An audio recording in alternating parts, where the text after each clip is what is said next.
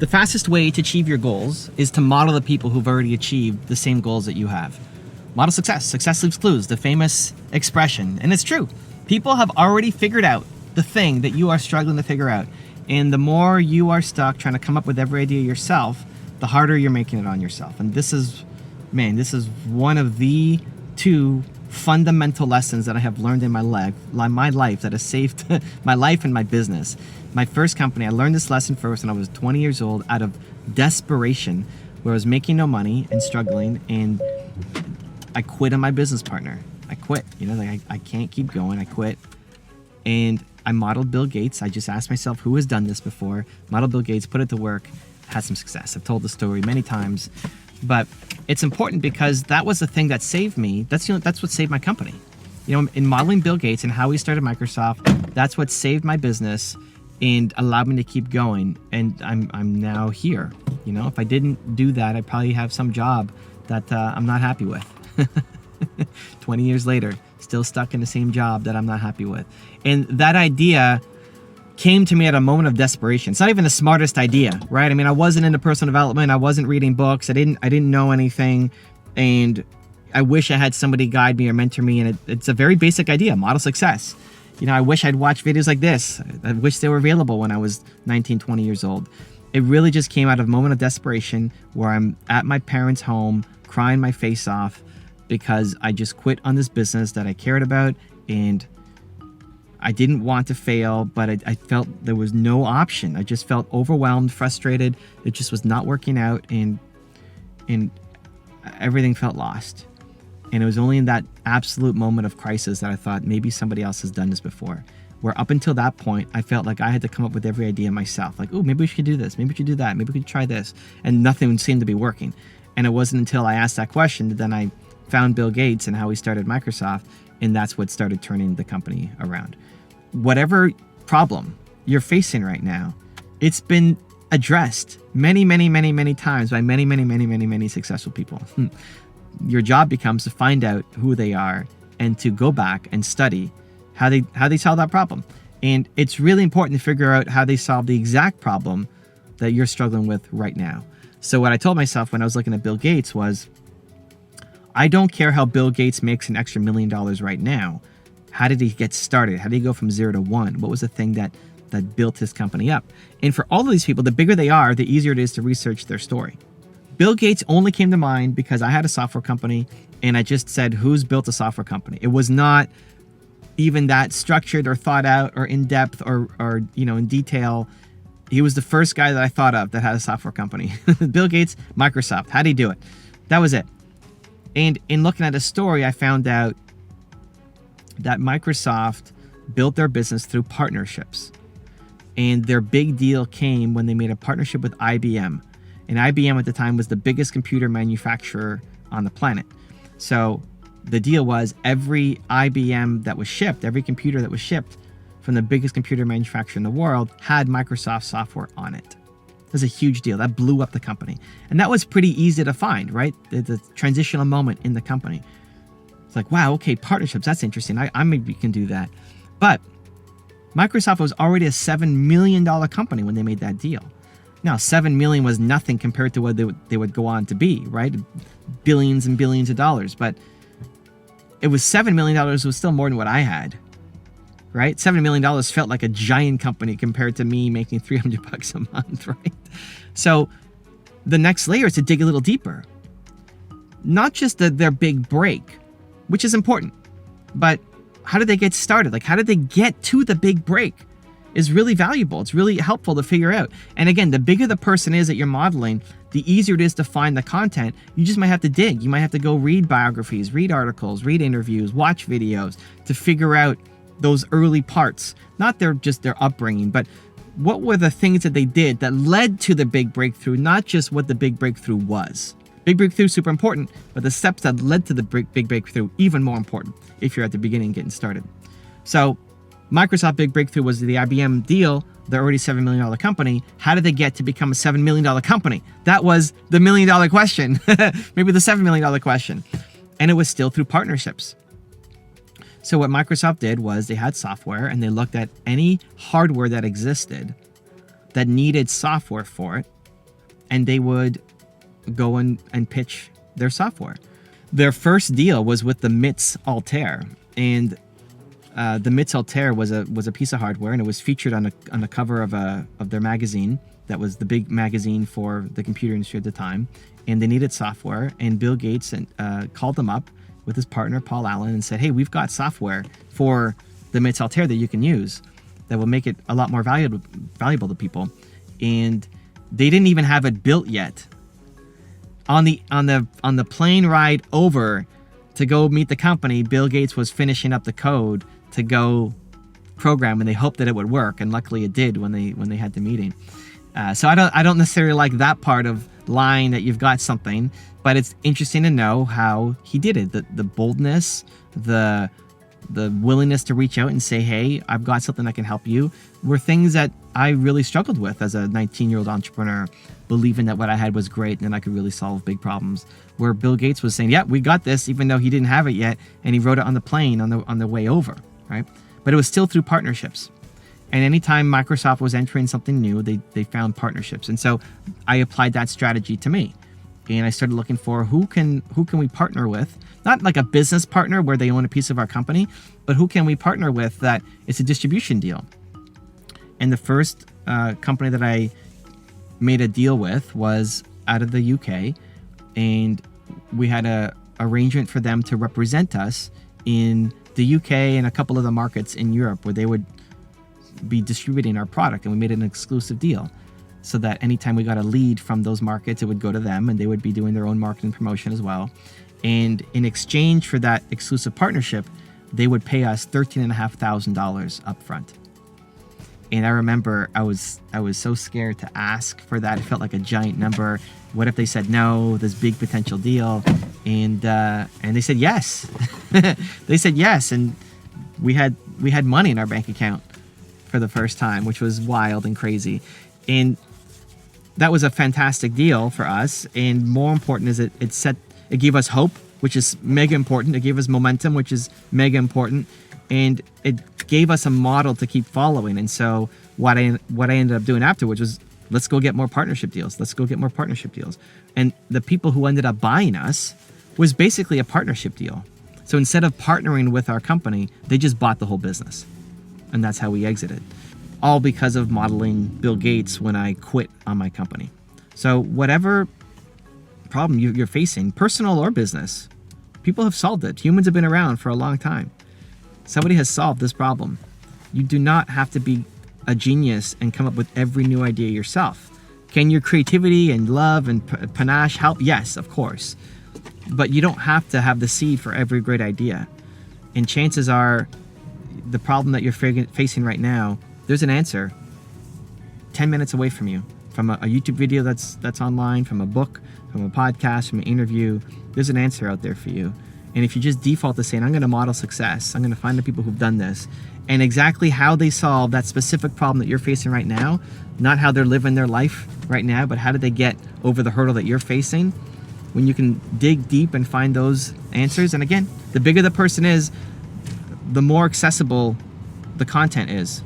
If you want to learn about Bill Gates' early life, or Steve Jobs' early life, or Oprah Winfrey's early life, or whoever it is, it's accessible. It's there. You can find this stuff. And it gives you the hope that it's possible for you, and it gives you the specific strategies that you can use to apply to your life right now so you can start seeing results. Success leaves clues. Whatever problem you've got, go model success. Need motivation? Watch a Top 10 with Believe Nation. Hey, it's Nina Carmichael, and we made these videos probably because you're the most ambitious person in your circle. But you know you're capable of much more, and you need that push by surrounding yourself with the best. So today, let's learn from one of the best, my husband Evan Carmichael, in our take on his top 10 rules for success. Enjoy! Rule number 2, start for free. The free leads you to the paid. If you have no momentum, no traction, no clients, then start for free. Prove your worth and build momentum. Give them something they can't wait to have again and pay for this time. The goal isn't to do free forever, but the free gives you the thing that you're missing the most, which is momentum in your business. So I'm pre-launching my book right now, Built to Serve, and people who buy the book in pre-order also get access to my private Facebook group where I help people one-on-one every week. And so the guy that I had on last week is a coach. He's a health coach. He wants to help people make transformations to their health because he made a radical shift in his health as well. And I said, great, well, how are you doing right now? Well, I have a couple clients, but I'm still working at a restaurant. I want to be able to leave that so I can focus on this full time. Awesome. If you're a coach, what I need to see you is coaching. I need to see you coaching people. What I'd love to see now is an Instagram Live regular show. And what do you do on your Instagram Live? You bring on people who need help being coached through a health transformation. Because it's one thing to say, I'm a coach and I help people get these results. It's another though to actually see people change. To have you go live with them one-on-one and help them bust through their limiting beliefs and their mindset and the issues that they're dealing with. And then to come out on the other side by the end of the call, feeling hope, feeling invigorated, feeling inspired. Because people will watch that and say, man, I want a result like that. They see themselves in the client that you're helping and they then want it for themselves. Now, you get two versions. One will be free people. One will be like, can you do me? I'll take it for free, which is great. Don't say no, don't get discouraged, don't get upset. You want the free because the free gives you the content. And so if they're willing to come on and do live on Instagram with you for free, then you do it. And there'll be other people who say, hey, I love what you're doing. I need a radical transformation in my health as well, but I don't want to be on Instagram. I don't want to make it public. Can I hire you privately? Bingo, right? That's what we're looking for. That's when you start getting paid. The free leads to the paid. Whatever it is that you want to get known for, whatever it is you want to start making money with, show it to me publicly for free. And if other people want it publicly for free as well, then it's a yes, especially at the beginning when you have no momentum and no clients and you're working some job that you hate. Yes, for free, yes. One, you get better at it because the more you do, the better you'll get. And two, you're building momentum and people start talking about you. And then you get to the people who will see it and say, I want that person. I want to hire that person. And any repeat people, if they want more, they want coaching session number 2, it's paid. Here's how much it costs. The free leads you to the paid. So how can you do it? I'm going to give you a 3-step process that you can follow. Step number 1 is think, who can you help? Who specifically can you help? Like, who are the people that you want to help? So for me, it'd be entrepreneurs. If you are a makeup artist and you're just doing it for yourself, or you have some job that you hate and you have no aspiration of being an entrepreneur, I might be able to help you a little bit, but it's not my core audience. I want to help entrepreneurs. Who are the people specifically that you want to be helping? So in the case of the guy who was in my insiders group, he started off just saying that he was a transformational coach. Okay, great, but that could be anything. Everybody needs a transformation. Everybody, the whole world needs a transformational coach. Who? Because if you can't tell me exactly who it is that you help, then I can't think of who I can refer you to. You're making it too difficult on people. If you serve everybody, then you serve nobody. So who are you helping? He's like, well, I love helping people who need a big transformational change in their health because that was me. Awesome. Now it's more specific. Step number 2 is what specifically will you do? How do you help? Are you gonna coach me through a process? You're gonna meditate with me? You're gonna give me, a product that will help me? What specifically will you do?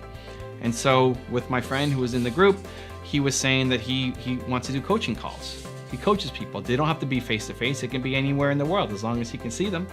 Great. So that's specifically what you do. You have your methodology, you have your steps. Makes you seem like an expert and you kind of know what you're doing, right? You create your own methodology. Say, here is how I can help people get a result from the problem that they're coming in with.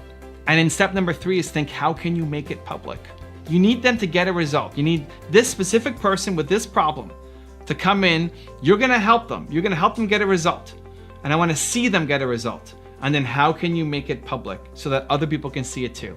So that it's not just you talking about how you had this great result, but it's them in a public forum. So if I see them getting a result, I'm gonna think, I'm just like that person too. I wanna contact you and hire you and bring you on board my team because I want, for me, what you just did to that person. So who can you help? What specifically can you do? And then how can you make it public? Rule number 3, keep your mind present. 80% of our inner dialogue is negative, and 95% of those thoughts are the same thoughts that we had yesterday. That's what Beth Handel taught me. She's Gary Vee's life coach. We had an awesome session together, and it really hit home. Imagine that 80% of the thoughts that you've got, 80% are negative. We are beating ourselves up. We are telling ourselves that we can't do things. It's not even our friends and family, the people around us telling us that we suck. It's us, it's ourselves. We tell ourselves we're not good enough, we can't do this, we're not strong enough, smart enough, we're from the wrong country, we look the wrong way, we're too young, we're too old, whatever it is. 80% of our thoughts are negative. And then 95% of those negative thoughts are the exact same negative thoughts that we had yesterday. It's no wonder why we stay small. It's no wonder why we stay stuck, because we've created this reinforcing loop of negativity. This is why I think the world's biggest problem is lack of belief. I'm on a mission every day, wake up, try to make content, try to spread the message to help people believe in themselves more. I think lack of belief is the single biggest problem in the world. And I also believe that everybody has Michael Jordan level genius at something. Like, you are the greatest. You're the greatest in the world at something. And it's not what you went to school for, and it's not what your parents did for a living, probably.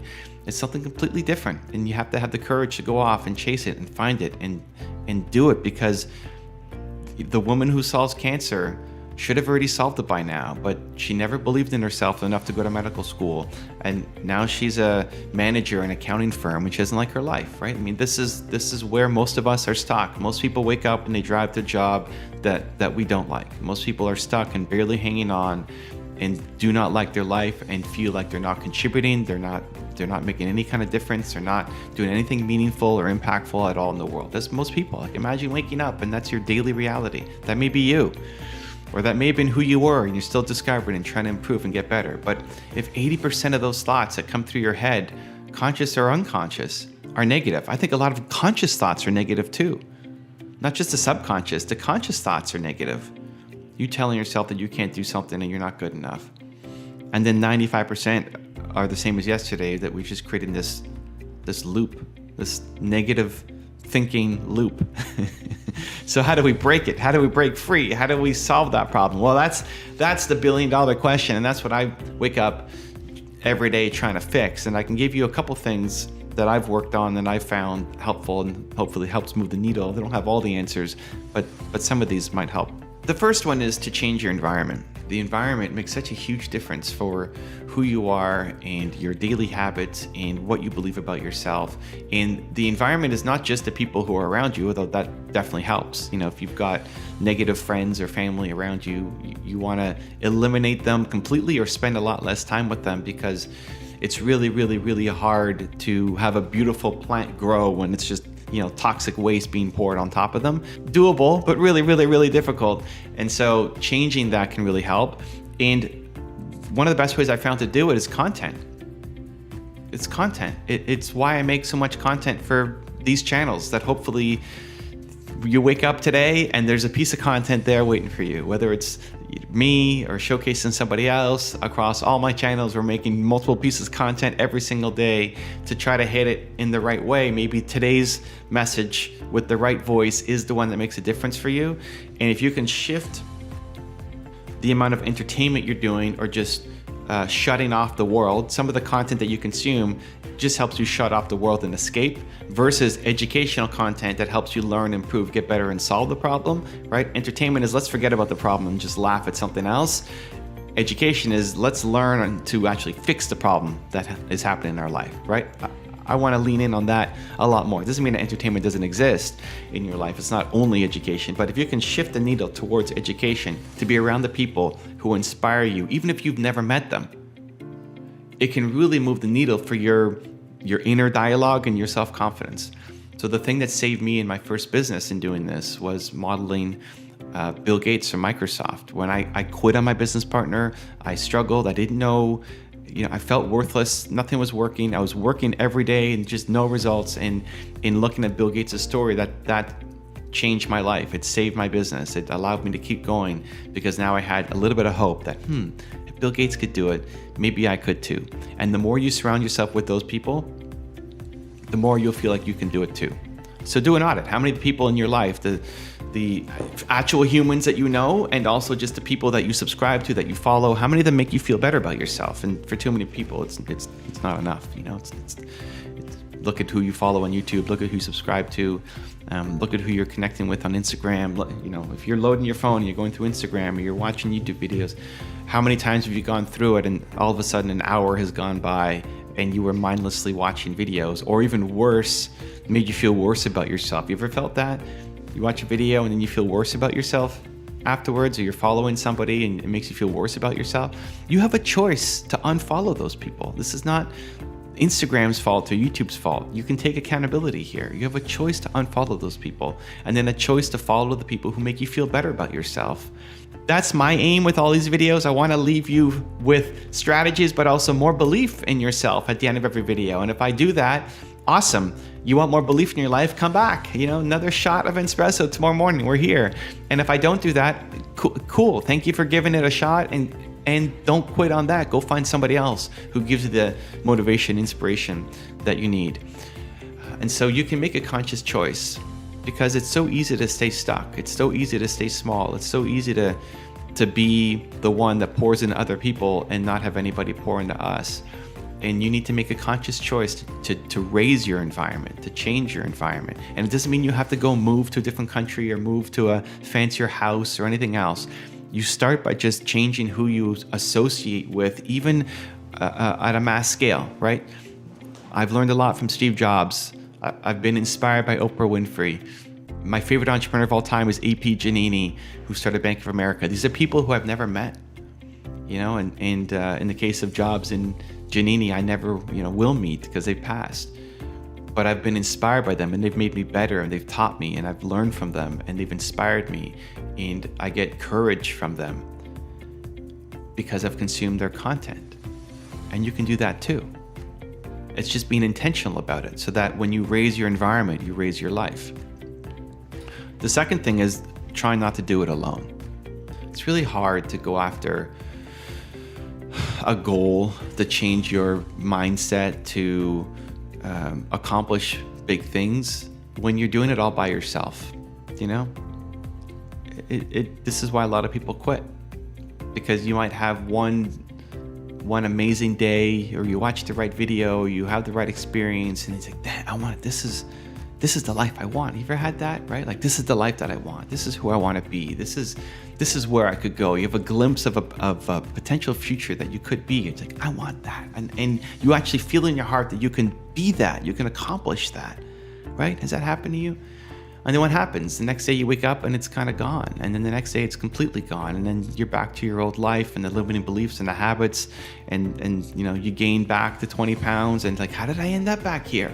I thought I fixed this, right? Has that ever happened to you? A lot of it is because you're doing it alone. And this took me a long time to figure out. As an introverted person, as a shy person, as somebody who doesn't like asking for help, as someone who's afraid of disappointing people, being a part of a community it just sounds super scary to me. We just did our 7-day challenge for Built to Serve, and a bunch of people joined Movement Makers. We had almost 100 people join Movement Makers at the end of it. And it's people who want to be thought leaders and want to be speakers and authors and coaches and course creators and membership creators and all of this stuff. It's a big impact to spread your message. And I was giving people a lot of not just encouragement, but respect. Like, the people who ended up joining, I just had incredible respect for, because I wouldn't have done it. If I go back to 19-year-old Evan, when I started my first business, I wouldn't have done it. I wouldn't have had the courage to do it. I wouldn't have joined the group. We had people sharing their videos, like, tell us about your who, your why, your how. It's methodology from the book, but make a video, sharing your purpose and your biggest pain of all time, and some of these, kind of deep things that you have to record and share. And I mean, it was optional. Not everybody did it, but in doing that, for a lot of people, it was their first video that they've ever done. For a lot of people, it was the first time they've even shared their story to anybody. They were sharing things in the group that they hadn't told their spouse, or their family, or their best friend. And now they're making a video in their car sharing their story. And you see them become liberated. You see them start super scared and afraid and unsure and fixing their hair and, apologizing for the lighting not being good, and then being in the car and not knowing what they're doing, to then just seeing the transformation of somebody going through the cocoon, being a caterpillar and turning into a butterfly and sharing their story for the first time. And I was in awe because I couldn't imagine me doing that at 19 when I started my first business. I was too afraid to join a community. I was too afraid of being judged. I was too afraid of being not good enough. And that kept me small. It kept my growth really slow. Fortunately, I kept going. If you've seen my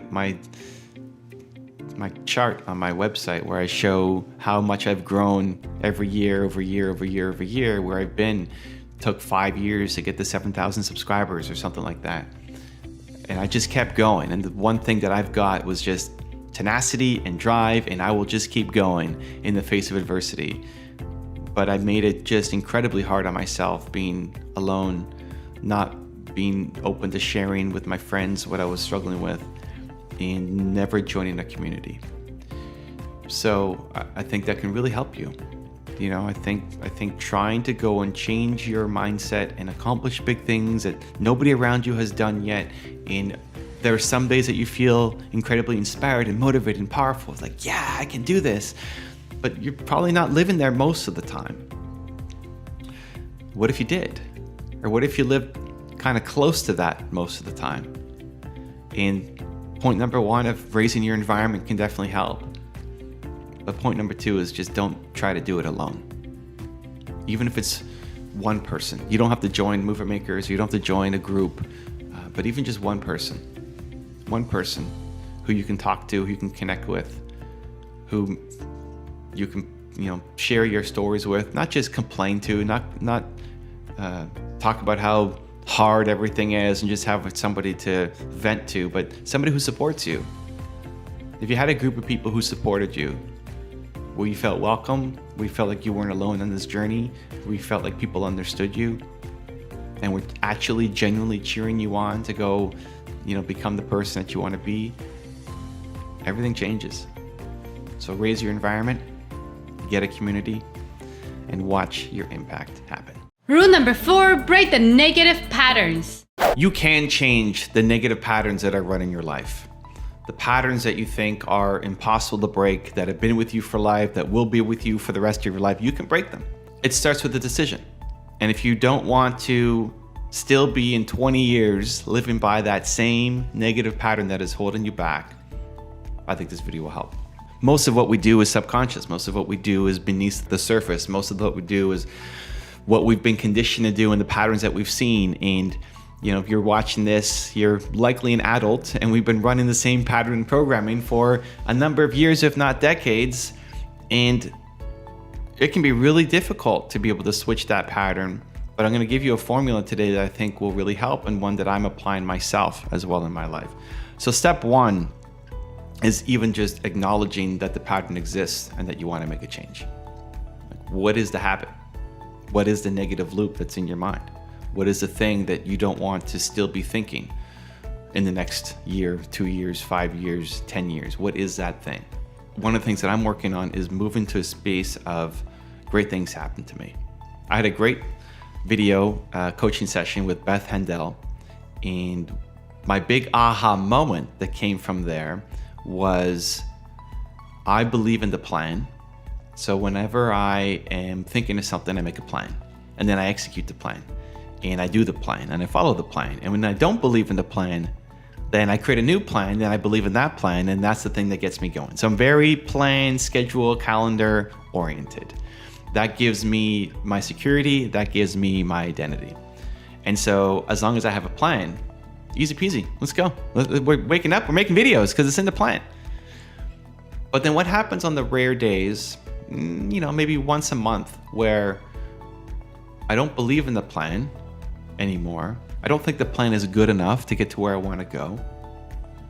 and I can't make a new plan. I don't know what the next plan should be. What I have done so that I don't get lost and spiral down into negative thinking, into maybe not depression, but anxiety and stress and overwhelm that I don't know what to do next. You ever been faced with that? Like, I don't know what to do next? My plan has been, my plan, see, I'm using the words, just to tell myself, great things happen to me. This is what I've done. It's been my coping mechanism. The way out of the stress and the anxiety and not knowing what to do next is me telling myself great things happen to me. And what Beth challenged me to do, and the big insight that came from it, was living not in the identity of the plan, but living in the great things happen to me. So now I'm trying to shift my identity from being the guy who believes in the plan to being the guy who believes that great things happen to me. That instead of using great things happen to me just as a coping mechanism on my worst days, the once a month days when I really don't believe that I'm getting closer to my goals or I'm never gonna hit them, and flipping that to being the default mode. That's really hard. I was not born the plan guy. It took me decades. I'm 42 coming up in May. I'm 42, and it took me decades to become the plan guy. 2 decades to become the plan guy. And now I'm not getting rid of the plan guy. Thank you, plan guy. You got me here. I appreciate you, pat in the back. I still need you. Please stay with me on this journey. But I want to be the guy who believes that great things are coming. Because at the end of the day, all your great things, all your great ideas, all your great breakthroughs usually don't come as a result of the plan. It's maybe a byproduct of the plan, but not a direct result of the plan. Because the plan only is something that exists right now. It's what I've talked about, making decisions with your head versus your heart. Big decisions with your heart, small with the head. The head only understands the world that currently exists, where your heart can create something brand new. And so I want to be in the brand new. I want to create something that hasn't been done before. And so you can't plan for something that hasn't been done before. And you need to have some faith that great things will happen. And so that's a long way of me saying that I am trying to become the guy who believes that great things happen to me as a default state. I believe that. When I say that, when I create video and I say that on camera or when I'm talking, I believe that. I believe the great things come to me. If I keep going, if I keep making, if I keep sharing, if I lead with my heart, if I tap into what I feel is the right thing to do, even if it doesn't make sense, I believe that great things will happen. And I've seen enough of that happen over my life and career that I believe it.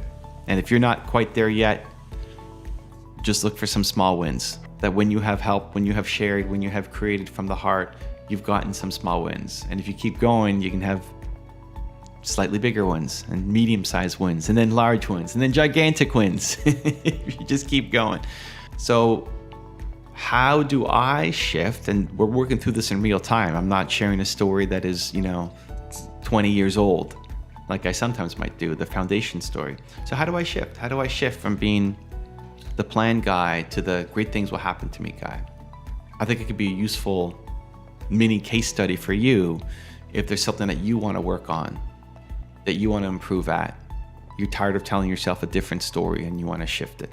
So here's what I'm doing. First off is trigger words, right? So if I say plan, that's a trigger word. Plan, ooh, plan, here's my plan. Like, oof, plan, I said it again. Not that it's bad, right? For yours, it might be bad. It might be a critical, you telling yourself that you're stupid or that you can't, right? Can't could be another a trigger word, or hard is another trigger word.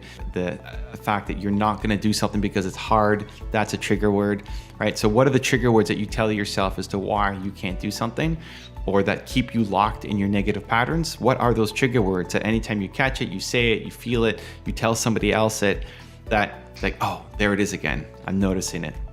You can tell the people in your life, your family, your friends, your spouse, the people on your team, you can tell them, hey, if I ever say this word, I want you to call me out on it. So you can have people kind of support you through this journey as well. Number 2 is you try to design in a conscious way, applying it in your life consistently. So the next thing I did as soon as I got off that coaching call with Beth was I told my wife. And I said, hey, great things happened to us. I told her what happened, and great things happened to us. Great things happened to us. Great things happened to us. And I honestly, I must say that at least 40 times a day. Great things happen to me, talk to myself, or great things happen to us. If you want, you can set it as an alarm in your phone. You could put it as the background on your computer screen. You can put it as a sticky note on the bathroom mirror or the door. I have an email that I sent myself that I didn't delete out of my inbox. So I always see it in my inbox every day when I'm checking my email. I check my email once a day, and it's always the last email that I check because I never remove it from my inbox. And it says, this is your great things happen to you reminder. This is your great things happen to you reminder. Every time it's like, oh, that's right, great things happen to me. Because that's still not, it's nowhere close to being my default, but I'm working towards becoming that person. So it's the decision to do it, and then with intention, putting things into your calendar so that it happens. So again, maybe you're setting an alarm on your phone, maybe you're putting the picture up on your wall, you're telling your friends and the people around you, and you're finding a way to repeat it, to repeat it, to repeat it, to repeat it. And I'm not judging myself as to, I need to get this done next week. I just want to make a little bit of progress every day. Beth team reached out and wanted to do a round 2 of coaching. And I said, I'm still, I mean, thank you. It's amazing. I'm still working on the last thing, you know, the great things happen to me shift in mindset is something that I'm working through, and it's incredibly powerful. And I don't think I need any help for anything else yet. I'm still working through this thing. This week has been a really challenging week for Nina and myself as well. We ran our Build to Serve challenge, which was crazy. When we first did it, the idea that was pitched to me was 7 days, 45 minutes to an hour each day. And we ended up going the 7 days in 3 to 4 hours each day, which I didn't budget for, but it was amazing, helping thought leaders and speakers and coaches and entrepreneurs, authors. Just the energy and the vibe and the love was so amazing that it took up an incredible amount of time. At the same time, we just bought a brand new house, which is super exciting. And so selling this place, and so I had to move my office. You might notice it's a different background than usual. I guess I could have done it in my car, but I'm not in my usual studio, my office, because we have a makeshift office while we get our place ready to list today. So we're packing and moving and switching all the artwork and all of that stuff while running a challenge. Yesterday, I hit the side of a curb that had like a boulder, and it punctured my tire, and not just like giant hole in my tire. So, okay, we have to go and get the car fixed on top of everything else, which is why I can't film in the car like I normally do, because I don't have a car right now because it's being fixed because I blew out the tire, and just issue over issue over issue. And my niece was with us yesterday, and she made a comment to my wife, Nina, about how calm we were through everything. Like, okay, well, the car tire got blown out. That completely changes how we spend the rest of today now. Instead of doing these errands and taking people here and all of this stuff on Nina's birthday, by the way, it's like, okay, well, here's what we need to do now. Okay, we got to get it fixed. We got to figure out how to solve these other problems, and let's go. And my niece was blown away by how we weren't arguing or fighting or yelling or super stressed. Just, okay, let's solve the problem and keep moving on with our day. Why? Because great things happen to us. Great things happen to us. And that's, when something negative going on, even if it doesn't feel real, it'll be something that Nina and I will laugh over.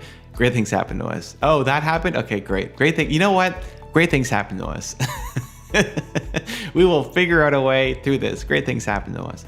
And in that ongoing conditioning, the more that it's around us, the more that I say it, I believe it a little bit more and a little bit more and a little bit more and a little bit more. And I guess you could call it affirmations. I never really connected to affirmations that much, because it felt, if I was saying something that I didn't believe in, that it wouldn't work for me. And because I already believed that it wouldn't work for me, then I've already set myself up for failure from the beginning. I think the key thing is, if you want to be able to change that mindset, you want to change the habit loop, you have to find something that you actually, on your best days, believe. There's a kernel of truth in there, right? If you're 400 pounds and you say, I'm skinny, I'm skinny, I'm skinny, I think a lot of, in your head you say, well, that's BS, I'm not skinny. And then you don't, there's no even kernel of truth to it, so then you never do the actions to help you get there. Where on your best days, what do you believe about yourself? On your best days, how do you handle problems? So when I say great things happen to me, I believe it. I actually believe that wasn't something that was given to me. That wasn't something that somebody once told me. That wasn't somebody that a coach told me that, hey, you have to use this now as your mantra. I believe it. On my best days, I believe it. I believe it. I can tap into that and I believe it. There's a kernel of truth to it. And I want to make that kernel, grow into something much, much, much, much bigger. So homework would be to think about, on your best days, what do you believe about yourself? What's the specific language, the specific words that you would say to yourself to encourage yourself, or you're looking back and you're proud of yourself? On your best days, what do you believe about yourself? And then finding a way to make that a daily part of your life, so that when the negative things come, you can tell yourself this as a reminder, and it starts to shift everything for you. Also, to make sure you're actually taking action after watching this video, I've designed a special free worksheet just for this video. The worksheet will highlight all of the lessons learned in this video, as well as pull out our 3 favorite learnings and quotes that will inspire you to actually do something. The worksheet will also give you space to write down what your key takeaways are and your specific plan of action to make sure you're getting results. If you want the worksheet designed specifically for this video, absolutely for free, there's a link in the description below. Go click on it and start building the momentum in your life and your business. I'll see you there. Rule number 5, believe in the power of meditation. So I have a slightly different take on meditation, and if you've been struggling with meditation in your life, this might help. I first off believe in the power of meditation. I believe the science, I believe all the studies, and I used to judge myself and feel really bad about it because I felt like I couldn't meditate. I would sit there on the couch or on the pillow or on the bed or lie down, and I never felt anything when I was meditated. I could sit and I could be present, and I could do it, and I could sit there for 20 minutes and it felt like 20 minutes, but I never felt any different. I think that was where it started to shift for me, is not that I didn't feel anything in the moment, but I never felt any different coming out. And I've meditated with some of the best meditation teachers on the planet, and it's never really led to an impact for me in the moment or afterwards or sustained. And I, again, would judge myself really harshly, like, hey, I want to make this work. How do I make this work? I believe in the science. Let's go and make it work. What I've distilled it down to is into 2 parts. One is a lot of meditation, a lot of benefits I believe from meditation are really just about being present and being mindful. And that is something that I can do a lot more naturally than maybe most people. And I don't find a lot of benefit in it because I'm more there than not. So I'm 85% present, 15% future focused, and 0% past focused. When you are thinking about the past, it's usually in a really negative way. Sometimes we look backwards and to the past, and it's gratitude and remembering great memories and looking at all the great things we've done. But for the most part, when you look backwards, it's negative. It's regrets. It's I wish I did this, or why did that person do that to me, or I wish I had said something different.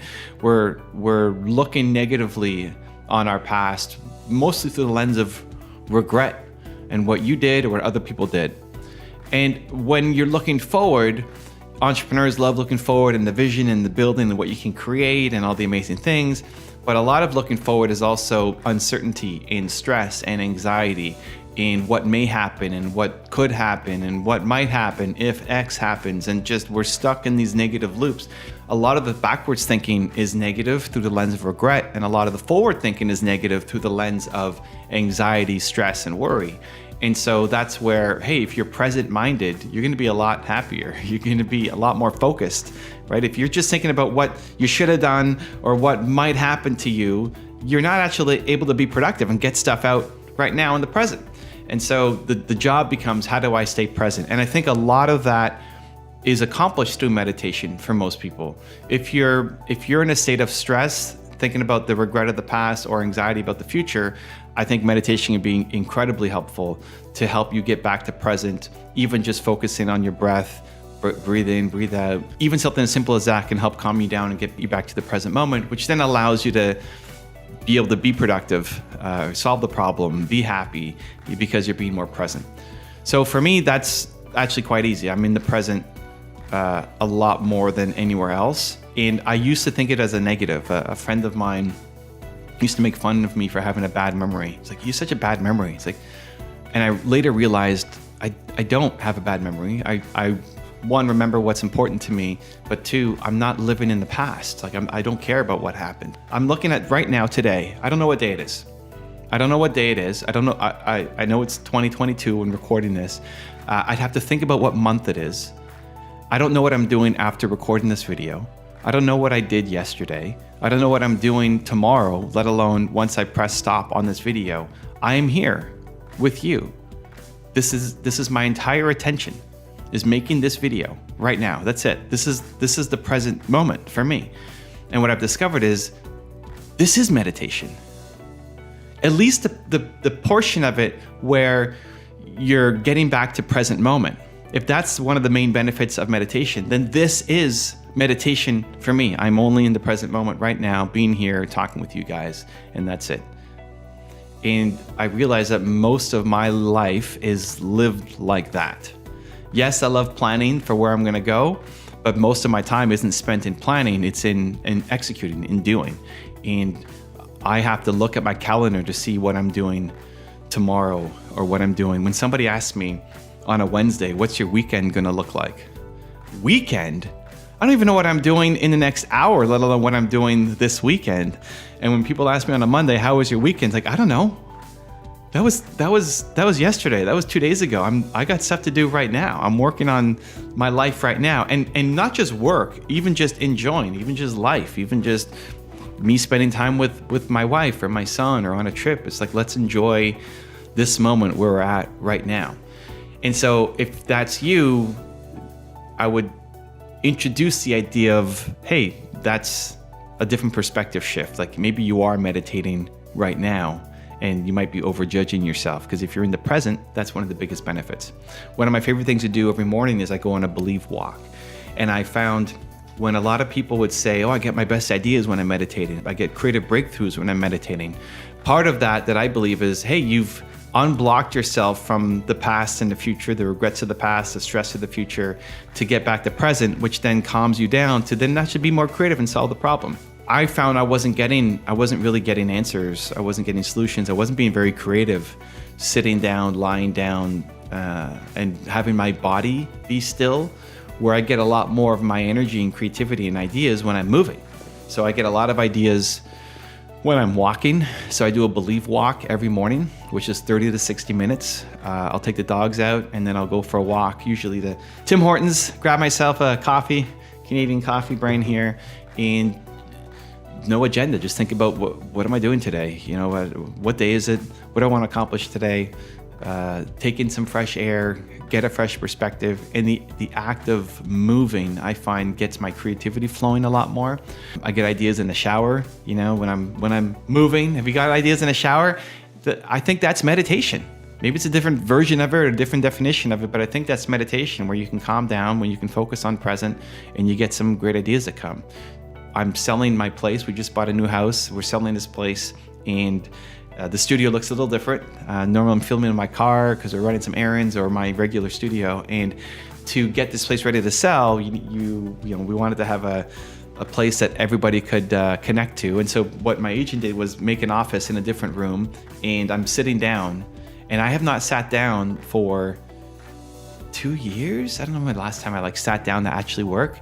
And you might even notice me, I'm shuffling around a little bit. I like to move. Normally I'm on a trampoline and I'm bouncing 20 to 40,000 times a day. And I got that because I would find that when I did phone calls, I would much rather stand up and walk around the office than just sit down. And so I'm a lot more creative and have a lot more energy when I'm moving. And maybe that movement in my energy creates movement in, brain energy and capacity and thinking and creativity as well. But all of that is my form of meditation. And so anytime that I would challenge you to at least consider the fact that anytime that you're present, anytime that you are focused on something, that you can consider that part of the benefits of meditation.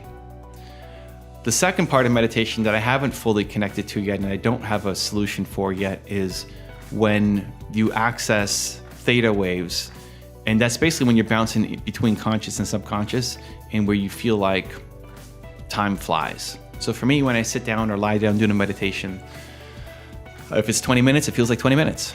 And I don't think I'm hitting any theta levels. I can sit there and be present and focus on my breath, or, I've chewed a cookie for half an hour or an hour and never swallowed it. Like the focus and the presence I can do, but it still feels like it's 20 minutes or half an hour or an hour. I've never had I sat down for an hour and, it felt like I was only out for 5 minutes. I get that more through the work that I'm doing. I get that more. I recently did a 6-hour Q&A with Tom Bilyeu's Impact Community on his Discord, and it was 6 hours. I didn't go to the bathroom. I didn't take a break. I was reading the questions and answering the questions. My throat was burning. Didn't even notice it till the end, and that 6 hours flew. Where that felt, if you asked me how long was it, I would have said, I don't know, it was like 20 minutes, half an hour, like 6 hours. 6 hours later, still going. And then we eventually wrapped it up because I needed to go to dinner and hang out with my wife, where I said, I'm going to do this short little Q&A, and it turned out to be 6 hours. So maybe that's even a better form of meditation. Maybe when you're in your purpose and doing great work and time flies because you're having fun, maybe that is a better form of meditation for you if you struggle with just sitting down and meditating. Maybe doing that work is healing. I think a lot of people meditate to heal. And I think a part of why that could work is because you're, again, removing the stress of the past, of the regret of the past, and removing the anxiety and stress of the future. And when your body's all stressed out, it's not going to heal, right? But when you can get back to present and remove the stress, you create the conditions for healing in your body. Well, I remember when I broke my neck in 2019 and I kept doing my tour, I kept staying on it because I wanted to be around entrepreneurs. I wanted to keep doing I could have canceled the tour, wouldn't have been a big deal, but that became healing for me, in feeling like I was serving, that I was helping, sitting at the front of a room for 4 hours with immobilized, neck brace on, ice packs, on my neck, 2 or 3 pillows behind me, and I couldn't move for 4 hours, but just talk. That became healing for me.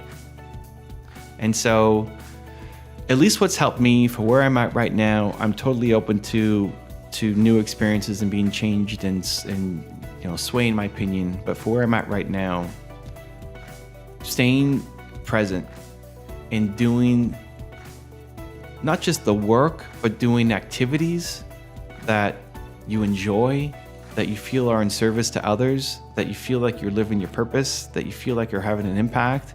Think about the things that you love doing where hours get lost. I'm not talking about like opening your phone and scrolling through Instagram when you realize that 2 hours have passed and like, how did I just waste all this time? Not that, but in service of others and helping. See, I'm moving around right now. I gotta move. I can't sit still. I don't like it. When I get in creative ideas, I gotta move. I play with my ring, the ring is all over the place. It's not just on my finger.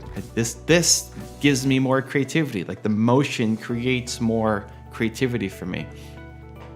And so if you find those things where you love doing, it's in service to others, it's helping people, time gets lost, and you feel it in your heart and your soul that this is the right thing for you to be doing for where you're at right now, that maybe that's, maybe just maybe that's the form of meditation that you need the most. That by staying present and helping others and being in service, maybe that's all the healing that you need. Maybe that is the present mind that you need. Maybe that is the focus that you need. Maybe that is the meditation that you're already doing. And if that gives you some extra perspective or a different view on meditation than what you might hear other places, I hope that helps maybe judge yourself a little bit less, or maybe lean into something that you thought didn't exist, because it's certainly played a huge impact on my life. And thank you for allowing me to share this story with you. Rule number 6, focus on one thing. Focus on one idea and make it work. Focus on one business model, focus on one revenue stream, focus on one social media network, and make it work. So many times we're focused on too many things, we're distracted, and our entrepreneur ADHD kicks in, and as a result, nothing happens for all the people who are telling you to have 13 different passive income streams, because if one goes away, you still have all these other 12. Most of the people who start off doing that make zero money from all of the passive income streams. You're making $10 a month, $4 a month, $7 a month, where instead, if you could focus on one thing and maximize it, and make it amazing and put your energy into it, you will see exponential results. I look at social media as an example, and I just finished this training where we did the 7-day Built to Serve challenge. It was amazing. Had so many awesome new thought leaders come into the program. People have got a big message, want to serve. And one of the questions I kept getting asking is, how do I be on every social media platform? How do I be everywhere? How do I get started and just blow up everywhere? It's like, you don't, right? The answer is don't try to do that.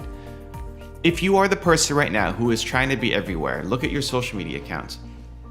Chances are you're sucking everywhere. Chances are not you suck as a human, just the results aren't there. The effort's not there, the energy's not there, because you're so forcing yourself to just get out there and create content and be on all the platforms that you also have a million other things that you have to do. And so as a result, you're creating really mediocre content that people aren't interacting with. And if people don't like what you're putting out, it's not going to lead to results for your business. And so much better. It doesn't mean that you can't be there, you know? It doesn't mean that at some point you can't be there. That as you build your brand and you get bigger and you hire a team and you have more money, that you can start to do this. But much better at the beginning is to figure out, what is the one platform? What is the one revenue stream? What is the one business model? The one thing that if I focus on that thing, it's going to lead to results so that I can scale. Entrepreneurs have a hard time with this because we want to do so many things. We have our ADD brain going on, and we don't want to just do one thing. We also feel like it is limiting for what we want to do, right? If you have a big vision, a big mission, a giant goal for what you want to accomplish, doing just this one little piece of it feels too small.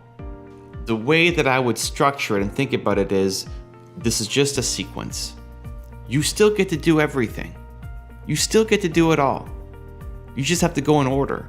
You have to create a sequence that the thing that you need to focus on at the beginning of your business, whether it's your revenue stream, whether it's a social media success, whatever it is, what you have to figure out is, how do I start to, as soon as possible, get a sustainable business for myself so that I can quit my job, if you have one, so that I can bring income in for myself and my family, so I can start to afford to hire a team, even if it's part-time or one person, so you can scale up your company, so that I can then go off and do all the other things.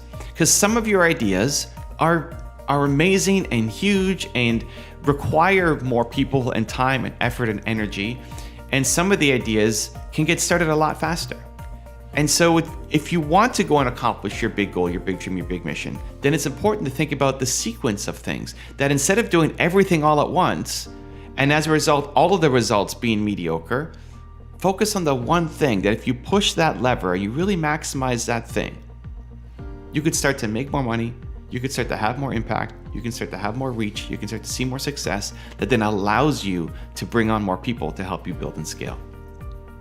For me, we've got 37 people on the team now, and I can do so much more, you know, because we got team than if it was just me by myself doing everything. And so in building my mission, I want to solve the world's biggest problem, right? People don't believe in themselves enough.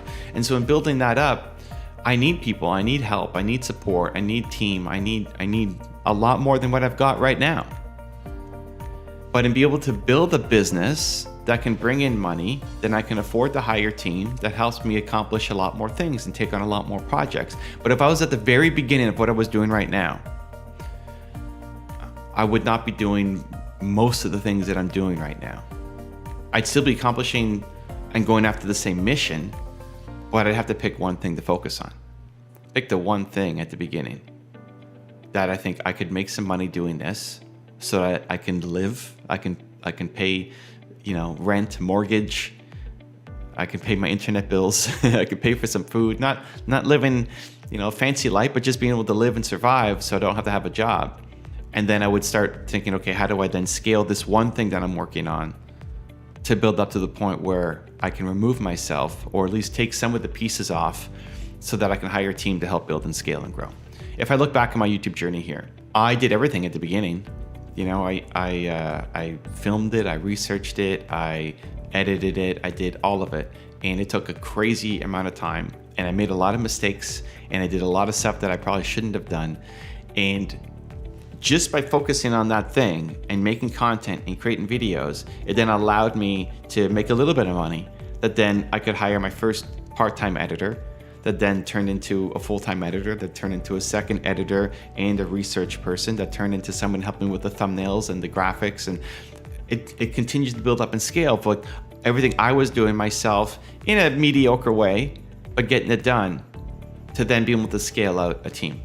And so most people are just stuck doing too many things. You're stuck, like, look at what you're doing on a day-to-day basis. Look at your calendar. You have a limited amount of time, right? You have a limited amount of time. There's only so much you can do in a day, in a week. You have other responsibilities. Maybe you have a job. Maybe you have family, kids, health that you have to look after. There's a certain amount of time that you have that you can dedicate to this thing. That time needs to go into the right efforts. And again, it's great to have that big mission and big goal and big dream. But if you have a limited amount of time every day or every week, and you are trying to create 13 passive income streams with that limited amount of time, no one of the streams ever gets enough energy, enough effort, enough of your mind space, enough of your creativity, enough of your love to ever become anything. And so you're diversifying way too quickly. You're diversifying way too soon. And apply that for anything that you're working on. Apply that to your business and the opportunities that you're chasing, the partnerships that you're looking at, the things that you're saying yes to, the social media networks that you're trying to be on. Do yourself a favor. Don't try to be everywhere. Not yet, right? Just understand there's a sequence to things. And you can make it so much easier for yourself to have more impact, to make more money, to have a bigger influence, to be more proud of yourself, to start getting more success and more results and more momentum. So much easier if you just sequence it out so that you don't have to do everything all at once. You don't have to feel the handcuffs and the restriction of saying, well, I don't want to do this one thing for the rest of my life. This is where it gets, entrepreneur ADE kicks in, right? And we don't want to be locked in. I don't want to do the same thing forever. Well, you won't do it forever. That's not the point. The point is not to do this one thing forever. That if you took these 10 opportunities in front of you, you could do all 10. You could do all 10. Just not all 10 at the same time. Because if you do all 10 at the same time, none of them are going to work out. And often it's a smaller opportunity that can pay you more quickly, that can start to build the momentum for you. So if you have your list of your 10 opportunities in front of you, 10 things that you could do, great. Look at what order should I go in so that I can start making money and start building momentum. One last quick example. I look at a lot of thought leaders, a lot of people who have a message, a lot of people want to be speakers and authors and coaches and influencers, and they've got big goals and big ambitions for what they want to create. When I'm helping someone like that, usually the first option is coaching. The best thing to do at the beginning is coaching. So we're going to dive into one specific business model, right? If you can look at, let's say, be a speaker, getting brand deals as an influencer, writing a book, and coaching. If we had those are 4 opportunities in front of you, right? Let's say. So what did I say? Being a speaker, getting paid to speak, getting paid to do brand deals, getting paid to be an author and selling books, even selling courses, your own materials and training and etc., and coaching. Those are 4 or 5 different business models that you can go through. Perfect. At the beginning, which one is the best? What should you focus on? It should be coaching. Why? People don't like the idea of coaching because you're trading your time for money, right? I don't want to trade my time for money. Okay. Well, what are you doing right now? You're at a job, because if you're at a job, you're trading your time for money. If you have unlimited time to figure stuff out and you have a giant bank account, then you could do something different. But if you need to start to make money to build this thing up, then yes, you're trading your time for money, but it's a faster path to get you out of your job and into your business full time, where everything else takes a lot more time. Speaking takes an incredible amount of time. If you want to be a paid speaker and get paid enough that it's actually meaningful, it takes a lot of time for you to get good at the skill, as well as for you to build up momentum and a name in the industry. You have to do a lot of free speaking gigs before you ever get paid to do it. So if you have a horizon of years, awesome. But I'd rather you start getting paid immediately while we work on the speaking career. You want to be an author and get paid to have a book? Cool, you can go and self-publish a book right now if you wanted to. You can get it out, you'll make, you can sell it to your friends and family, your audience, you'll make a few bucks, but it's not going to be anything meaningful. To get a paid deal or to have a significant, even if you're going self-publishing, to make a lot of money off your book, you have to have a big audience. To get the deal with a publisher, they want you to have at least 100,000 followers. That's like your starting point to get in. So is that achievable? Of course, but now we're looking at years as a horizon as opposed to like this has to happen right away. So you're not getting paid right now off of your book. So if you're sitting there thinking, writing a book, creating a great manuscript, creating a great how-to guide, it's not going to be the thing that helps get you any kind of money anytime soon. And I want you to get paid because most people quit too soon on their ideas, or they're trying to do a million different things at once, right? If you're trying to create a course, same thing, you have to build up enough momentum. You spend so much time making a course, creating the content, filming videos, or writing instruction manuals, or creating the PDFs, or whatever your course structure is. It takes so long to make the course, and then you have to go and market the course, and people don't know who you are yet. You don't have a brand yet. So could it work? Absolutely. Will it pay you more than coaching? Yes, absolutely. Most likely. It's way more easy to leverage that than coaching. But again, the timeline is so long, and most people quit too soon on it. Where if you are coaching, you can make money right away. As long as you have something that can actually help people, right? If you're good at what you do, you know how to solve somebody's problem, you can make money as a coach right away. And yes, you're trading your time for money, but it's better than having a job. And it also gets you closer to your customers. At the very beginning, I'm a much bigger fan of selling a service than a product because it gets you closer to your customers. You get to know their problems, you know their issues, you know what exactly they're struggling with, and you can help them solve it, which allows you to create a better book, a better course, a better product, because you've worked with enough people through the problem. And so most entrepreneurs fall into the category, I want to do all of it. Great, I want to be a speaker, I want to be an author, I want to create my course, I want to create my book, I want to be a coach, I want to do all of it. Awesome. You have a limited amount of time every week. To work on all 5 of those things at the same time means there's very little progress. If that's you and you've been writing your book, how long have you been writing your book for? Like, when is it going to come out? What year? How many speaking gigs have you done in the past 3 months? Right? How much time has gone into your course? It's like we start and stop and start and stop because we're tackling so many different things because you want to do it all and you want to have income streams coming in like crazy. And there's nothing wrong with that. It's amazing. But there's a sequence. There's an order that if you can, as soon as possible, inside of your purpose, start to make money, start to build momentum, start to be able to bring on team to help you, it's so much easier. You can go so much further. You can go so much faster. You can have so much less stress. You can have such a big impact that you just need to focus. You just need to focus. It's all possible. Your big dreams are possible.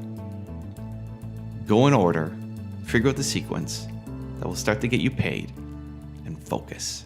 Rule number 7, work harder. People aren't afraid of failing. You're afraid of failing in front of other people. You'll sing in the shower, but you won't sing on the street corner. You'll record a video, but you'll never release it. You'll be your own biggest critic, but you won't at the same time also be your own biggest fan. That needs to change, starting today. So my biggest fear is disappointing people.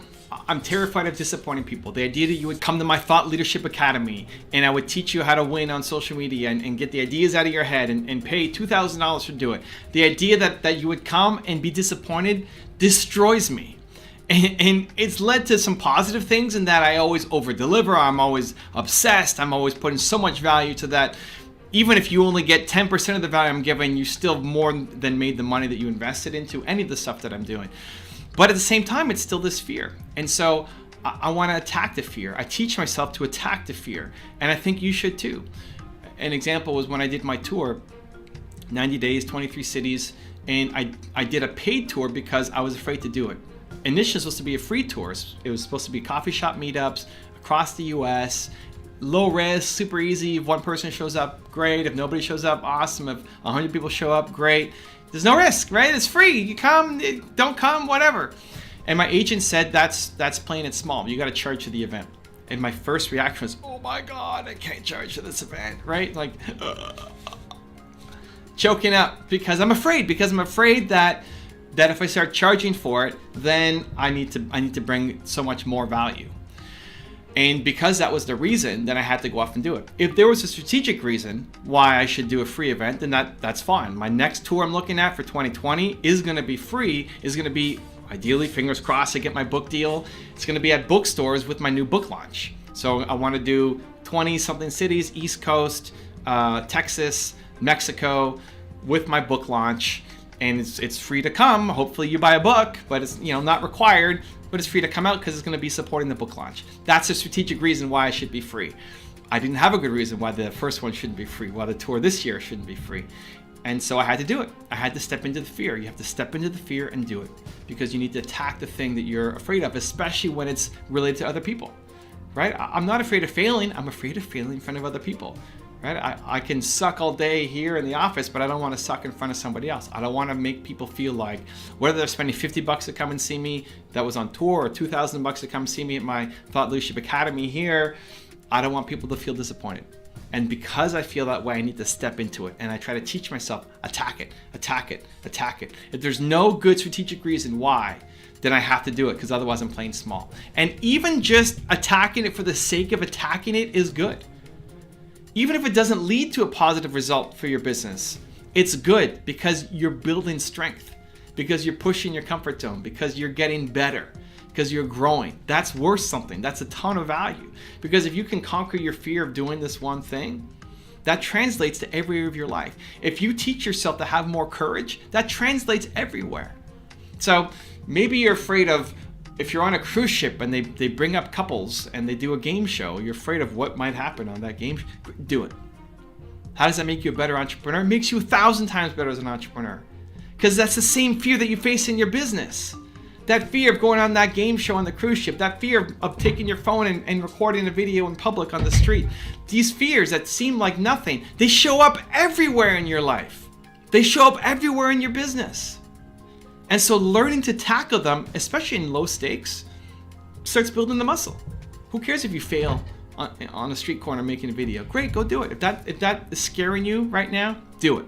Teach yourself. You do it. You have courage. You do scary things. You'll come out on the other side. You'll come out with more strength, and then you'll start seeing things happen in your business. You'll have more courage. You'll have more boldness. You'll be more willing to do things, and then your business starts taking off. You have to lose the fear of failing in front of other people. I'm going to give you 3 ways on how to do it. Step number 1 is embrace your bold ideas. I'm a big believer that when you have these moments of boldness, maybe it's happening right now, maybe you're feeling bold right now watching the video, amazing. You have these moments of boldness. We have moments of boldness. I don't think people are bold all day long, right? And if you are, then you have moments of even greater boldness. You have these moments, these spikes, these hits, right? You go to an event, I look at people come to my Thought Leadership Academy. They have these huge moments of boldness, right? And then you fall back down. And that's normal. You're watching a movie, you get inspired, you fall back down. You have a conversation, you get inspired, you fall back down.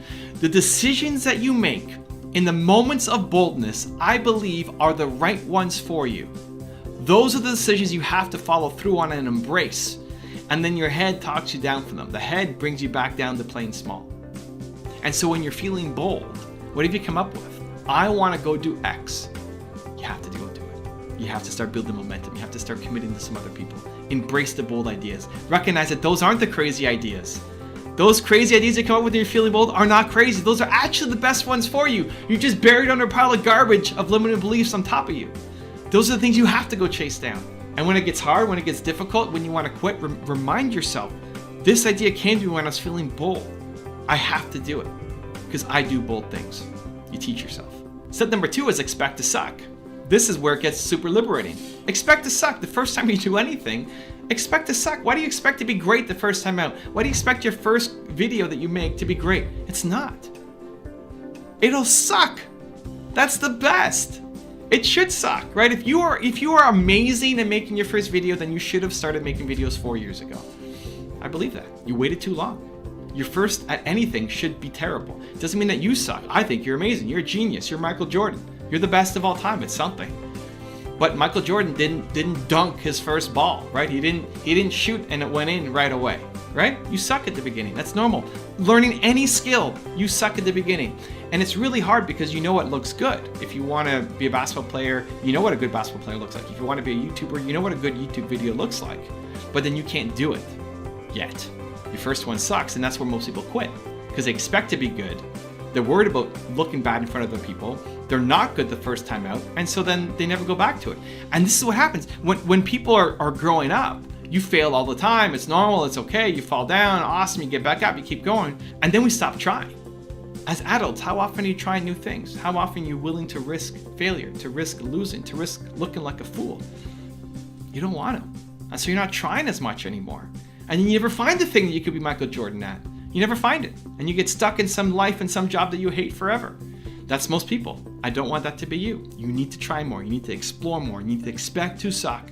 The first 18 times of doing something, you may suck. Amazing. Keep going. The most important thing is, are you liking it? Do you like the process? Successful people love the process. I love making videos. I like this process. This fires me up. I'm just sitting here by myself in my office, talking to a camera. I love it. This is great. I love it. For other people, they may hate it. Amazing. Don't do that. Go do something else. Go build little Timo toys, right? Awesome. Whoever made this. Who made this? Design in California. Oh, they didn't even give them credit. All right. Design in California. Right? Go make toys. Go do something. Go do the thing that you love. Expect to suck, but if you love the process of it, you will get better. Think about whatever you learned in school, most of it you've forgotten. But the thing that you remember, the stuff that you connected with, that you liked more. So when you love something, you're going to just learn it a lot faster. When you like something, you're going to get better a lot faster. Even if you suck at the beginning, you'll get better a lot faster. You have to find that thing. And step number 3 is tie yourself worth to the effort, not the result. What I want you to do is go home and then sleep and think, am I proud of my effort? Am I proud of what I did today? Am I proud of the effort that I put in today? I want to be proud of my effort today in making videos. Right? I'm trying my best. Maybe it's not good enough. Maybe today sucks. Awesome, but I'm trying. I'm proud of my effort. I'm proud of the attempt. Most people tie their self-worth to winning, to the results, to the money, to the gold medal, to the whatever, right? To the YouTube, to the plaques back there. You can't do that. Because if you tie your self-worth to winning, you're only going to do things that you know you're going to win at. And therefore you play small for life. If you value winning above everything else, you'll only do the things that you know you're going to win at. And so you play small for life. You stop trying new things because you're going to fail at the beginning, right? Expect to suck. You don't expect to suck. You expect to be great. And then you're not. And so you stop doing that thing. You'll only take on small projects, but you're capable of way more. You're capable of doing something much bigger. And so when you tie yourself worth to the effort, when you say, I am proud of my effort today, if you did that every day, you're going to probably lose way more than most people, right? You're going to be getting up and losing almost every day. And then you have these big wins.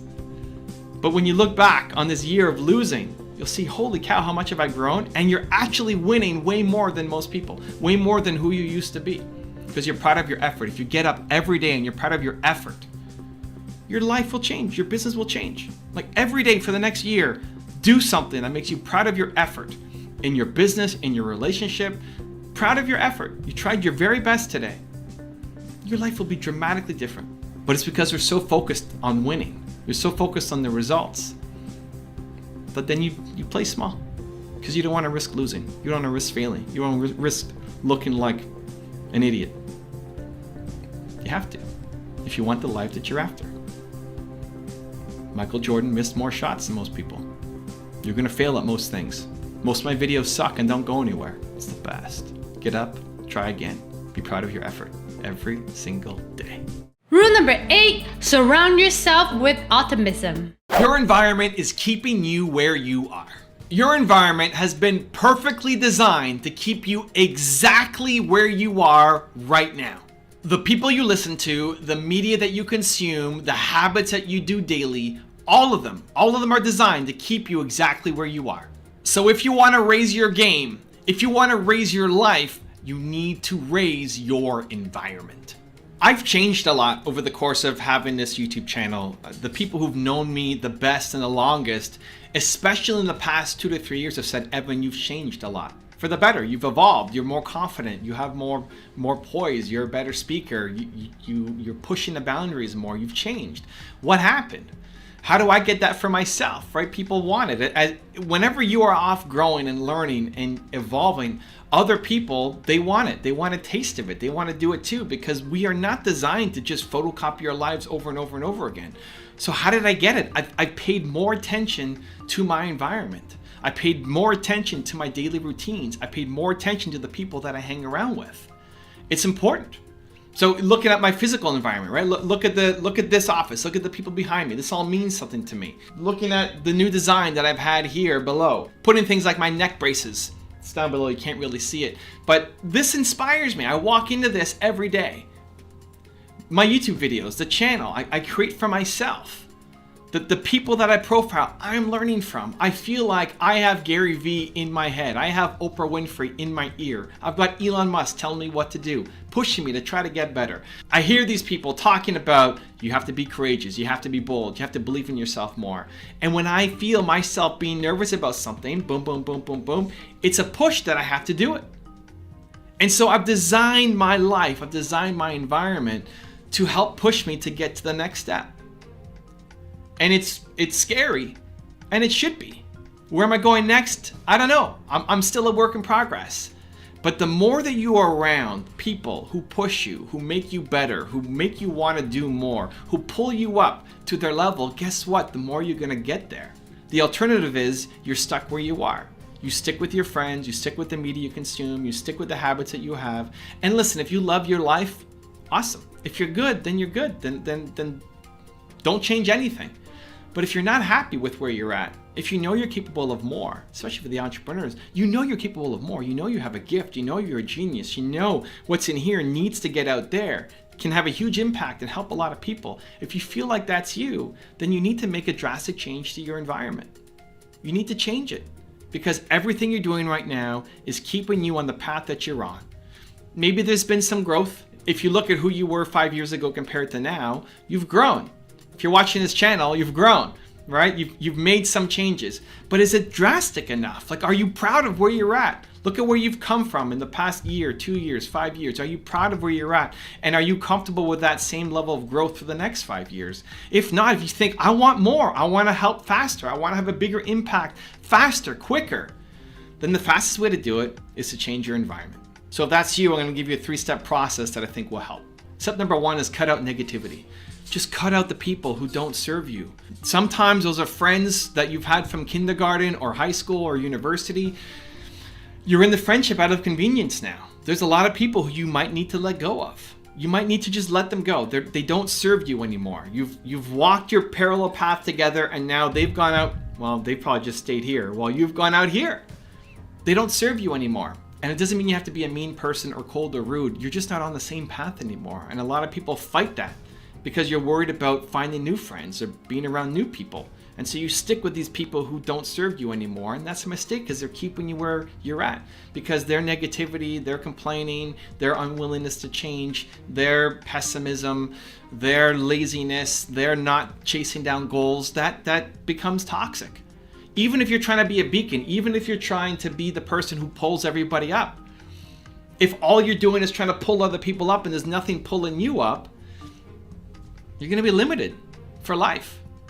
When I went to the Tony Robbins event, the second one where he invited me to come as his guest, at the end of the first day or second day, you're asked to go do a fire walk. And the whole idea is to do something scary. Well, I went home to my Airbnb at the time and I did the scary thing. I I skipped the fire walk at Tony's event to go home and do the real fire walk, which was letting go of some people that I had been around for, in some cases, a decade plus, that this doesn't serve me anymore. I'm doing this just out of convenience instead of something that's actually helping me grow. And so I need to shed this skin so that I can be reborn. Like there's this new skin under you that's trying to grow, right? You're trying to become a butterfly, but you're forced to stay a caterpillar. You don't want that. So you gotta let go of the negativity. Sometimes that might be family. And with family, maybe you should cut out some of your family members from your life. Maybe that sounds drastic, but maybe you should. A less drastic version of that is just don't talk about some things. Limit access. If you know that career talk is always going to cause problems with your family, then don't talk about your career. Say, I'm not talking about that. And stand up for yourself. At what point is this your life? This is your life. Your parents, the people around you, they love you. They want you to have success. They're from a different era. They're a different generation. They don't know what's even possible right now. What they did, if you're 21, their life at 21 was totally different. Your parents' life when they were your age was totally different. They don't understand what's available right now. And so even though their message is out of love, likely, like your parents probably love you, they just don't understand what's possible. And you can't blame them. This is your fault now. You need to accept responsibility for where you're at and limit conversations, limit exposure, cut out the negativity from your life. It's really hard for a seed to grow when it's in a toxic waste dump. And that becomes a choice. You know, a seed where it gets planted doesn't really get the choice of where it gets planted. But you get to choose. You get to change your environment. So choose powerfully and cut out the negativity from your life. Step number 2 is then seek out optimism, seek out positivity, seek out things that make you grow, that make you want to learn, that make you want to push yourself, right? I have my channel that's really helped me, that every day I wake up and I'm surrounded by positivity and optimism and belief and things that drive me forward. That even if I've had a rough sleep or a bad day or whatever it might be, I see Steve Jobs right next to me, staring me down. I have my parents behind me, looking at me, encouraging me, putting belief back in me. I've got videos to go to that will build me up. I've got my Believe playlist of music that I listen to that will change my state and bring me back to a place of optimism and positivity. What is it for you? Is it people? Do you need to be around people physically? Can you go to meetup groups? Can you go to the library or coffee shop? Can you go join some entrepreneur circles? Can you become part of a co-working place? Can you be around people that are positive, that are energizing for you? Or can it be your physical environment, right? Or can it be your habits and your routines? Or can it be the media you consume? What are you consuming? What are you watching on TV? Or on Netflix? Is it entertainment? Are you just shutting off your life to try to forget about your problems and just be entertained? Or are you trying to educate yourself to build a better life? This is one of the fundamental problems in the world right now. People, they have problems. You have problems. Most people choose entertainment as a way to forget about their problems instead of education as a way to make their problems better. Do you want to shut off the world and laugh at somebody else's expense and watch Big Brother and see, man, that person's life sucks? Or do you want to go build a better life for yourself? Most people don't want to do the work to actually build a better life. I hope that you do, because that's how you actually end up being happy. Do you want to numb it with drugs, or do you actually want to build a better life for yourself? And then step number 3 is schedule for success. Schedule for success. So what are your daily habits? What's in your calendar? What is the thing that makes you feel bold, alive, contagious, optimism? What's the thing? For me, it's watching videos. For me, it's going through my 5S schedule. So I start the day with singing, where I have videos that are on YouTube that they're songs that make me want to sing, make me want to dance, make me want to move. It's the fastest way to change your state. I wake up tired and maybe low energy, and then I put on music and it changes my state and makes me happy. Do that for yourself. Don't put on music that matches your current mood. Put on music that matches the mood that you want to feel like. And it's the fastest way to just, in a snap, be able to change yourself. We all have music that makes you bounce and come alive. Start your day with that, right? That's part of mine. So singing, then sun. I like getting sun, going outside, being in nature, just having sun on my face, not just being stuck inside all day. Especially in the morning, makes a big difference. My third S is soar.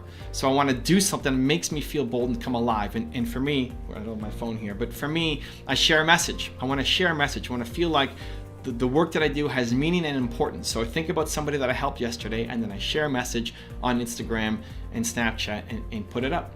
That helps me soar. What do you need for yourself? Then I sweat. So I'll do a quick workout and then I do something to scare myself. Right now it's doing cold shower. So I sweat and then I take a cold shower and then it's like, oh, and I do difficult things. That's my morning routine, right? I call it the 5.5 S rule because some days I'll start with a snuggle with my wife in bed. So we're seeing if that's going to become like a 6S protocol, but at least it's 5.5 right now. That's what makes me come alive. You might need something totally different. I'm okay with that. That's amazing. Maybe you need to meditate. Maybe you need to pray. Maybe you need to pet your cat. What is the thing that you need to do to make you feel bold and alive? And then schedule that in so that you're not hoping one day that something happens. You're not hoping that you're gonna meet the right person or hoping you're gonna find the right video. Like, demand excellence from yourself. Demand positivity and optimism from yourself every day. Because if you were bold, confident, optimistic, positive every morning, if you created that system for yourself, man, what could you accomplish in a year? Can you imagine?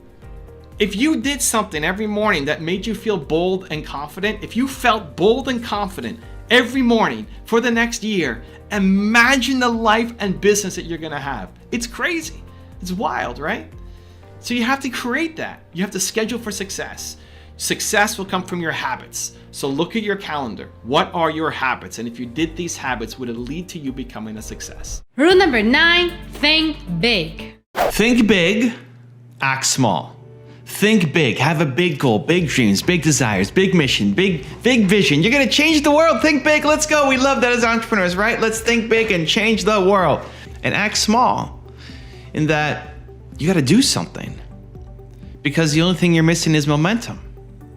Where what most people do is if you're just thinking big and feel like you have to act big from the start, then nothing ever ends up happening and that big goal dies within you. We are afraid of taking the first step. We are afraid of building momentum. We are afraid of people seeing us and nobody seeing us. I just finished this 7-day challenge in Built to Serve, helping people become thought leaders. And people are afraid of people watching their content and what those people are gonna say. And they're equally afraid of nobody watching their content. So you're afraid of somebody seeing what you're doing and judging you, and you're also afraid of people not seeing what you're doing and you're creating an obscurity. So you're afraid of being seen and not being seen at the exact same time. Is there any wonder why you're not creating? Is there any wonder why you're not making? Is there any wonder why you're stuck in just planning and strategizing and making the perfect thing happen before something ever happens? Is it ever any wonder why, if you want to start a YouTube channel, you're still stuck on what the opening sentence is going to be and what microphone you're going to use and what camera and what lighting and what the background and how your hair is going to look and your wardrobe? And is there any wonder why you're still stuck on that instead of just creating? Because we're afraid. We're afraid of being seen and we're afraid of not being seen at the same time. And so we've convinced ourselves why we can't do something with rational, logical reasons that we believe. But really, you're just not making content. You're just not making progress. You're just not having the conversations you need to have. You're just not building the business that you should be building, right? Whatever the thing is, it's just, at the end of the day, it's just fear. And the thing that's missing is momentum. How I encourage people to get through it is what I tell myself. I expect to suck at the beginning. Whatever you do, when it's your first time, expect to suck, right? Just expect to suck at the start. Why do you think you're going to be amazing the first time you go and create something? You're not. It's going to suck. It's not going to be very good. Like, even objectively, it's not going to be very good, probably. But that's okay. It doesn't mean you suck as a person. I think it's amazing. I think the fact that you're willing to try is an inspiration. And so whenever you're first getting started off, when you have expectations and then you don't meet those expectations and this is the gap that prevents you from taking further action. How many times have you tried to do something, you got started, you weren't getting results like you thought you would, and you just quit right away? How many times have you recorded a video, watched it back, were completely embarrassed by yourself, and then never posted it and never launched your channel? There's been people who I've done interviews with as their first guest on their podcast or YouTube show or Instagram, whatever, and then they never post it. They never posted because they are too embarrassed to even launch the show. And it was even a decent interview, but the insecurities and the fears and the doubts creep in, and so they don't post it. They don't do anything about it. Where you just need to expect to suck at the beginning. Just expect to suck, expect it to be terrible.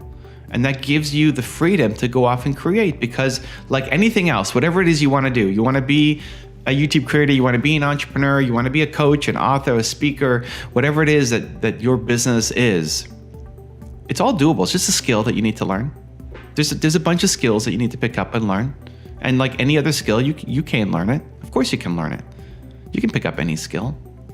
But you don't have the skill right now. And so don't overly judge yourself for not having the skill and not being good enough as a human being just because you don't have the skill set yet. Right? This isn't you're not good enough as a human.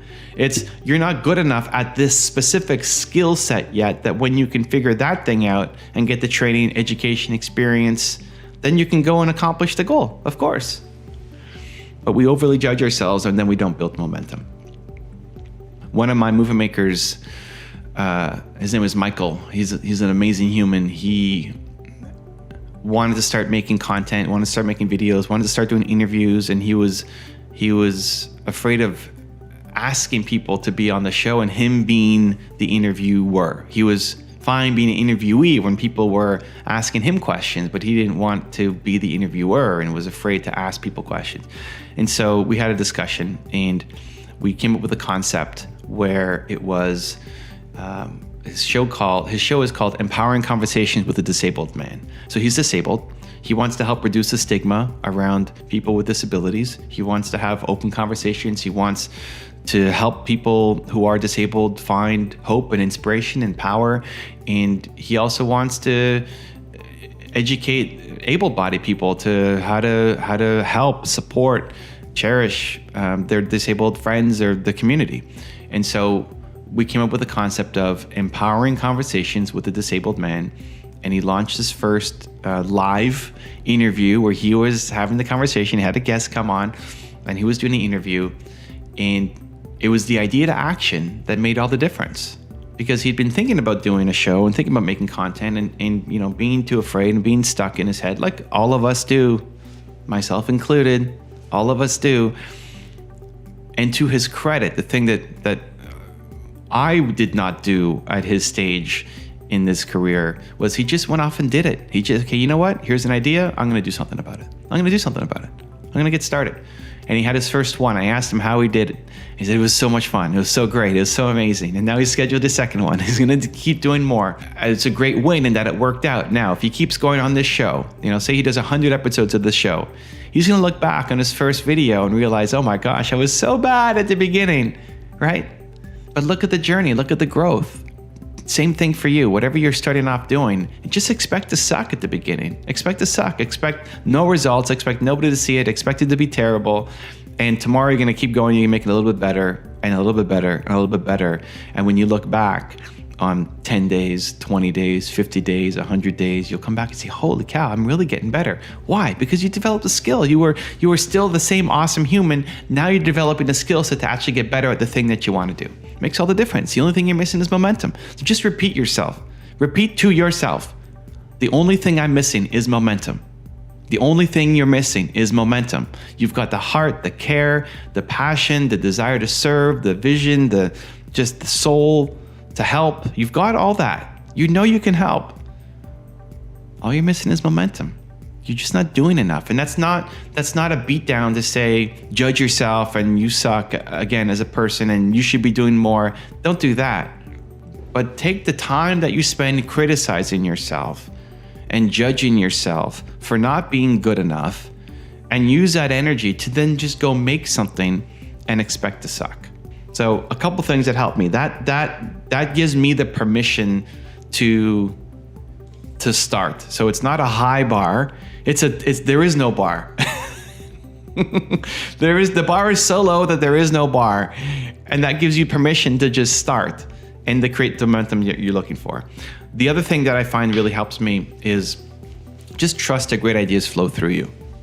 Whether it's belief in self, whether it's belief in something higher, but just trust that good ideas flow through you. That if an idea comes to you for something you want to do, trust that it's a good idea. Trust that is the right idea for you, that you should do it, that you should take action on it.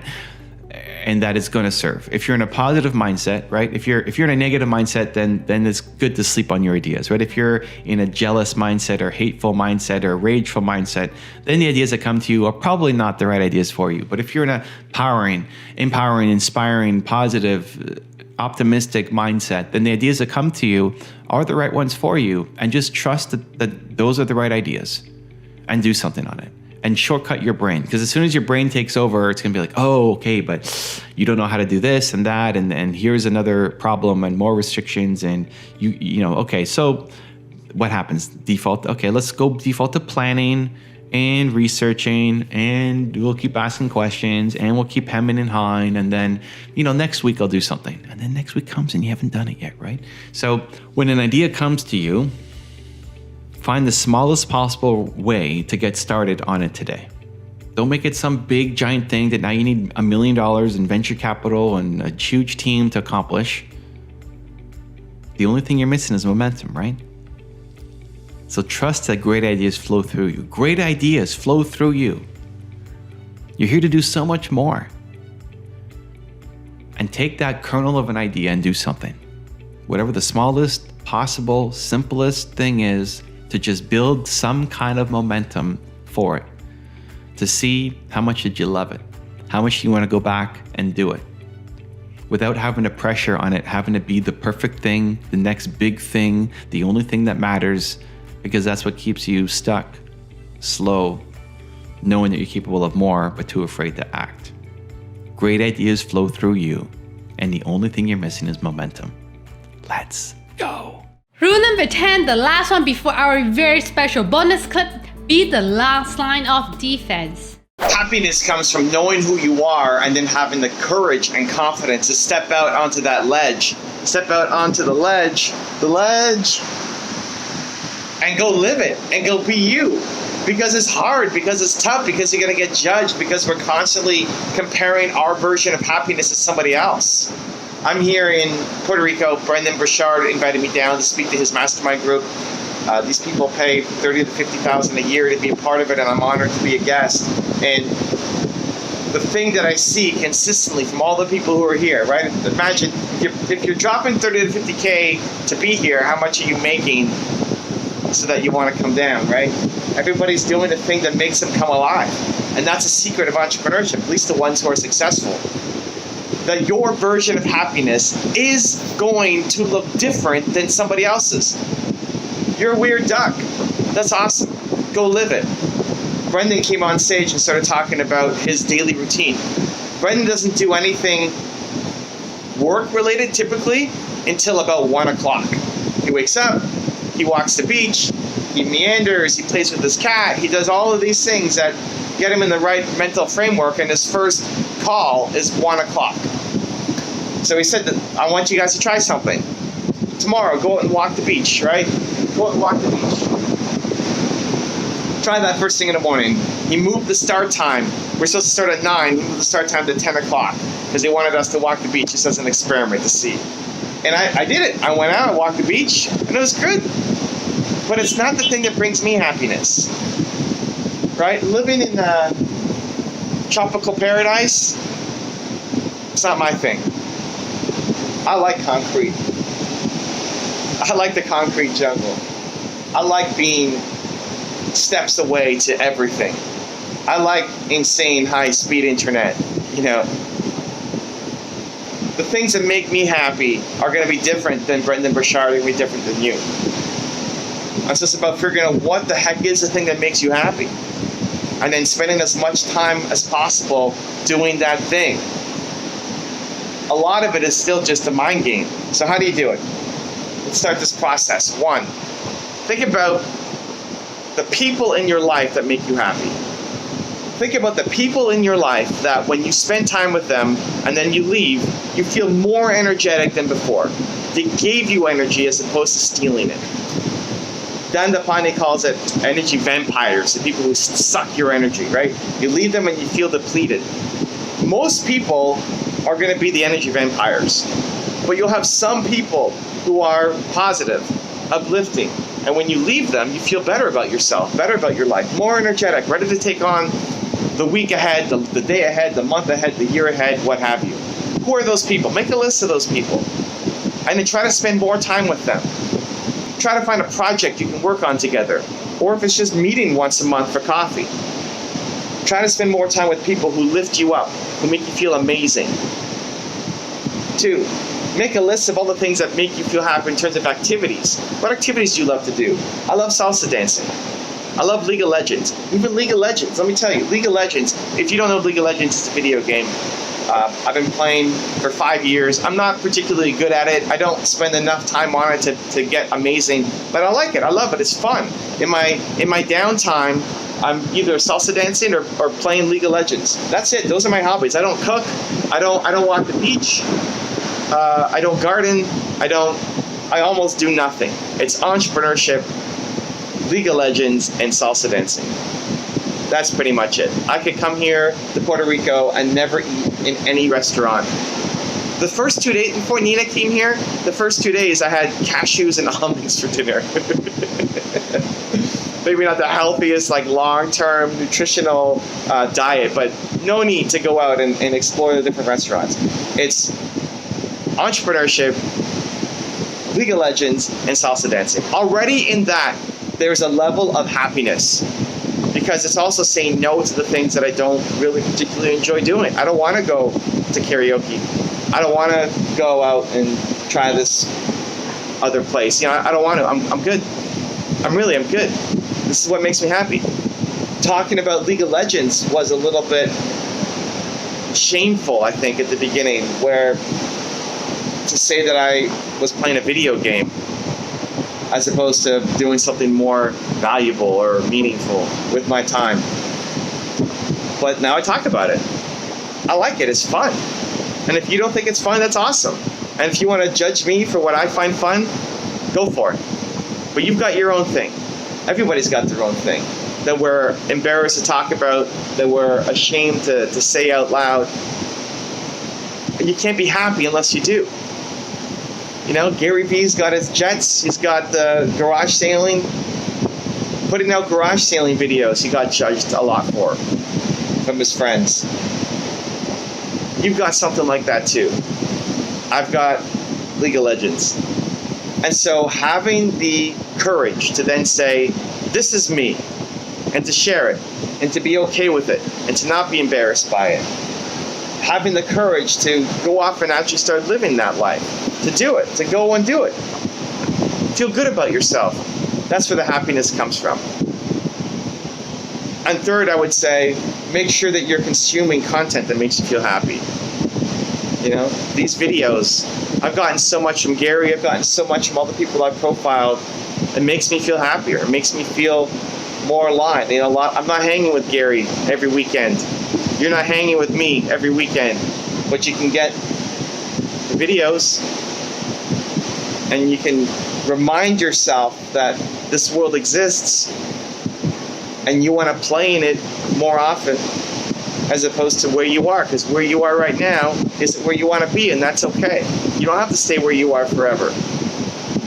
And so the things that will get you out, the things that will lead to the ultimate happiness, is figuring out, one, what makes you happy, right? For me, it's not the beach. It's an end. I don't want to live here.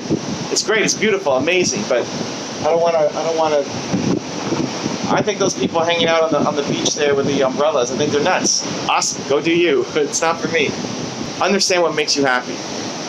Hang around with people who make you happy. Do the activities that make you happy. Consume the videos, content, resources that make you happy. Start now, because you deserve to be happy.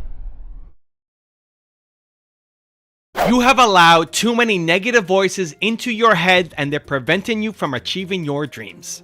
Maybe it's your friends, your parents, your community, the people around you, or worst of all, maybe it's yourself. You cannot do great things with those negative voices inside your head. You need to eject them immediately, and this video will show you how.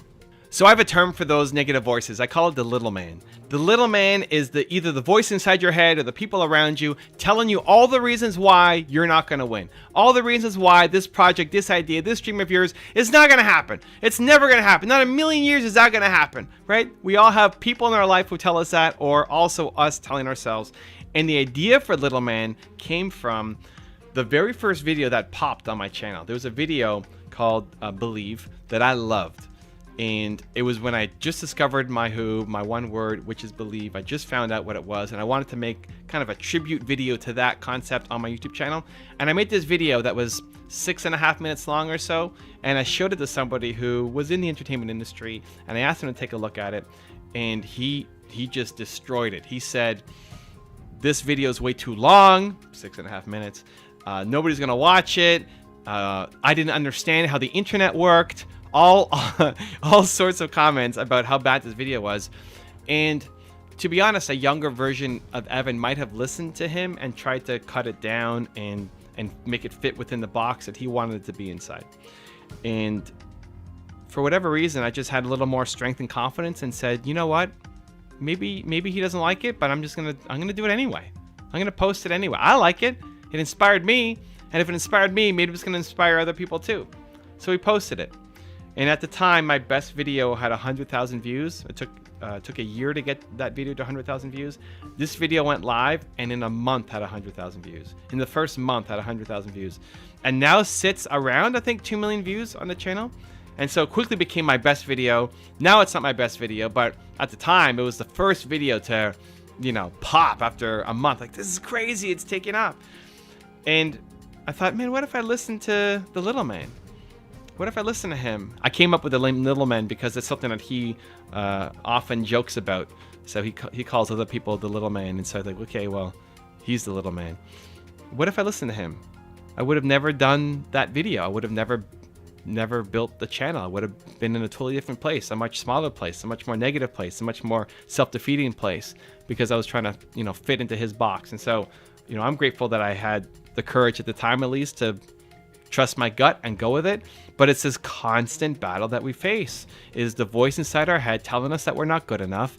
It's the people around us telling us that we're never going to make it, sometimes out of love and sometimes out of insecurity. And it's why I think everybody has Michael Jordan level talent at something. Like, you could be the greatest. It's why belief is the #1 problem in the world. Lack of belief is the #1 problem in the world. Everything else is solvable. Believing that you could be the Michael Jordan of something, that you have the ability to be the greatest in the world at something, that belief, like really feeling that you could be the greatest in the world at something. How would your life change? How would your actions change? How would it change what you do today, right? You're watching this espresso in the morning. How does your life today change if you actually believe that you had Michael Jordan level talent at something? That's what I'm trying to do. And it starts with you kicking out the negativity in your head. We give up too easily on our goals because we've proven to ourselves that we can't follow through on our goals. Every time you set a goal and you don't follow through, you're creating the pattern in your head, the mindset, the identity that I'm the kind of person who doesn't follow through. So what happens the next time you set a goal? Well, your brain will kick in to say, you're not going to do that. How many times have you set a goal for yourself? It might be some big giant goal, right? Like, I'm going to crush this year and I'm going to be here by the end of the year. Awesome. Might be some big goal. But chances are even the little ones, even the little goals, like I'm going to work out today, or I'm going to eat well today, or I'm going to make that call today. How many times have you set even a little goal for yourself and then not follow through? You didn't do it. You're not allowed to do that anymore. You have to be very intentional about the goals you set for yourself. And then once you set them, you have to follow through, because what's happening is you don't believe you anymore. The next time you come up with another goal, you say, I'm going to create this thing. I'm going to get this thing done. You might believe it in the half second that you decided you're going to do it. And then what happens? Your brain's going to take over and say, you're not going to do that thing. Are you crazy? What makes you think you're going to do that? You didn't do these other 100 things you said you were going to do either. Your goals don't count until they're hard. And it starts with, as soon as you set a goal, you follow through and expect it to be difficult. If it's easy, it's a gift. Expect it to be difficult and show yourself that you do difficult things. Self-love comes from doing difficult things. Self-love, self-confidence, self-respect, all of it comes from doing difficult things and praising yourself for doing them. I think it's one of the most important things that people don't do enough.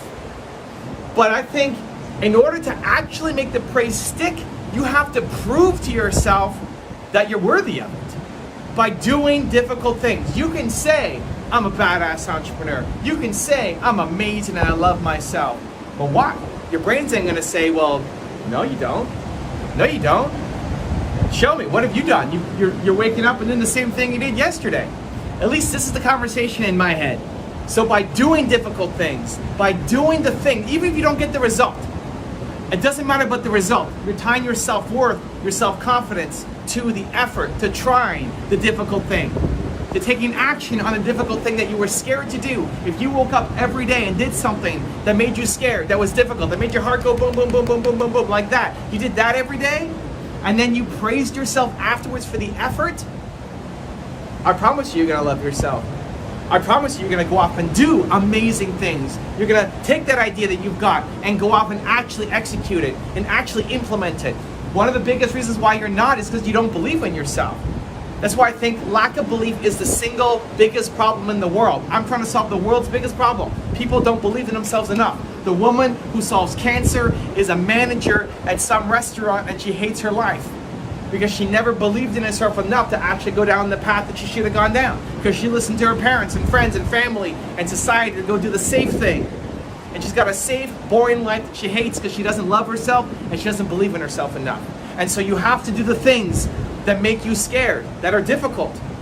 It's not about being fearless, it's about feeling the fear and still going off and doing it and then saying, I'm amazing because I tried. Because if you woke up every day and did something where you felt amazing that you tried, you're gonna actually go off and accomplish amazing things and you're gonna feel amazing about yourself. If you want to stop living the life that other people want for you, you have to understand your most important core value. I call it your who. It's from my book, Built to Serve. And when you figure it out, it gives you the freedom to start living the life that you actually want to live. Decisions become easier, life becomes easier, and your confidence starts to skyrocket. And I'm going to tell you how to do it in this video. So my who is believe. My one word is believe. It comes from my parents. They're here on my wall behind me. I'm 8 or 9 years old in this picture. My parents are above me, and they would always tell me I'm Evan Castrilli Carmichael, that I can do anything that I believe that I can. My favorite movie is Seabiscuit, which is about this horse that is too small and a jockey that's too big and an owner that has no money, and somehow they all come together in the middle of the depression to create this amazing story. I love cheering for the underdog. I love the idea that if you just believe in yourself more, you're going to be able to create amazing things. And so believe is my one word, most important core value. It's my who. So once you figure that out, it gives you clarity over everything else in my life. So look at the videos that I make. It's always positive. All my videos are always positive. I always try to inject believe into everything that I do. Into this video right now, right here that you're watching. Hey, what's up, YouTube? Welcome. Thank you for watching. I always try to make it about believe. Now, I may not achieve it. I may not have done a good job. You may not be feeling believe after watching this, but it's always my intention going in. It's why I don't have negative videos. If I did the top 10 stupidest things that Jordan Peterson had said, or the top 10 fights between Kanye and whoever, that would actually blow up more. That would blow up more. People would rather consume negativity than positivity. I just don't want to make that video. It doesn't fill me up. It's not my purpose. It's not why I'm here creating the content that I'm creating. And so when you figure out what your one word is, when you figure out what your who is, your most important core value, it allows you to stay on the path to create the life that you want. So if you come to me with an opportunity that is not about believe, it's an easy no. Where otherwise it's, should I do it? I don't know. The money might be good, but it feels a little gross, right? It's an easier decision path. And if you're bringing people in to join your team, you now know what you're looking for. I need people who can, yes, video edit. Hey, Christina. But I also need people who believe and believe, right? Who want to help other people out. So having that clarity gives you the rock to stand on, because you're going to be pulled in a million different directions, right? Your parents want you to do something. Your friends want you to do something. The news wants you to do something. The people around you are all telling you, do this and do this and do this. And like, you don't know what to do. And you see somebody with confidence, somebody who's off chasing their dream, and it's easier just to say, well, I'm going to go and follow that person, where you could be an amazing leader yourself. The only thing missing is you don't know what you stand for. When you figure out your who, you've got the rock to stand on. When everybody else is on quicksand and drowning, you're on your rock and you know what you need to do. The fastest way to accomplish anything in life is to model success. You want business success, you want relationship success, you want financial success, whatever it is you want to learn. Somebody's done it. And the fastest way to learn is to go find somebody, understand what it took for them to become a success, and then apply it to your business, to your life, to your situation. The problem is we feel like we have to do everything ourselves. That you don't know what to do, so I'm going to figure this out, right? I'm creative, I'm a genius, I can figure it out. And yes, you can, but chances are it's going to take you a lot longer.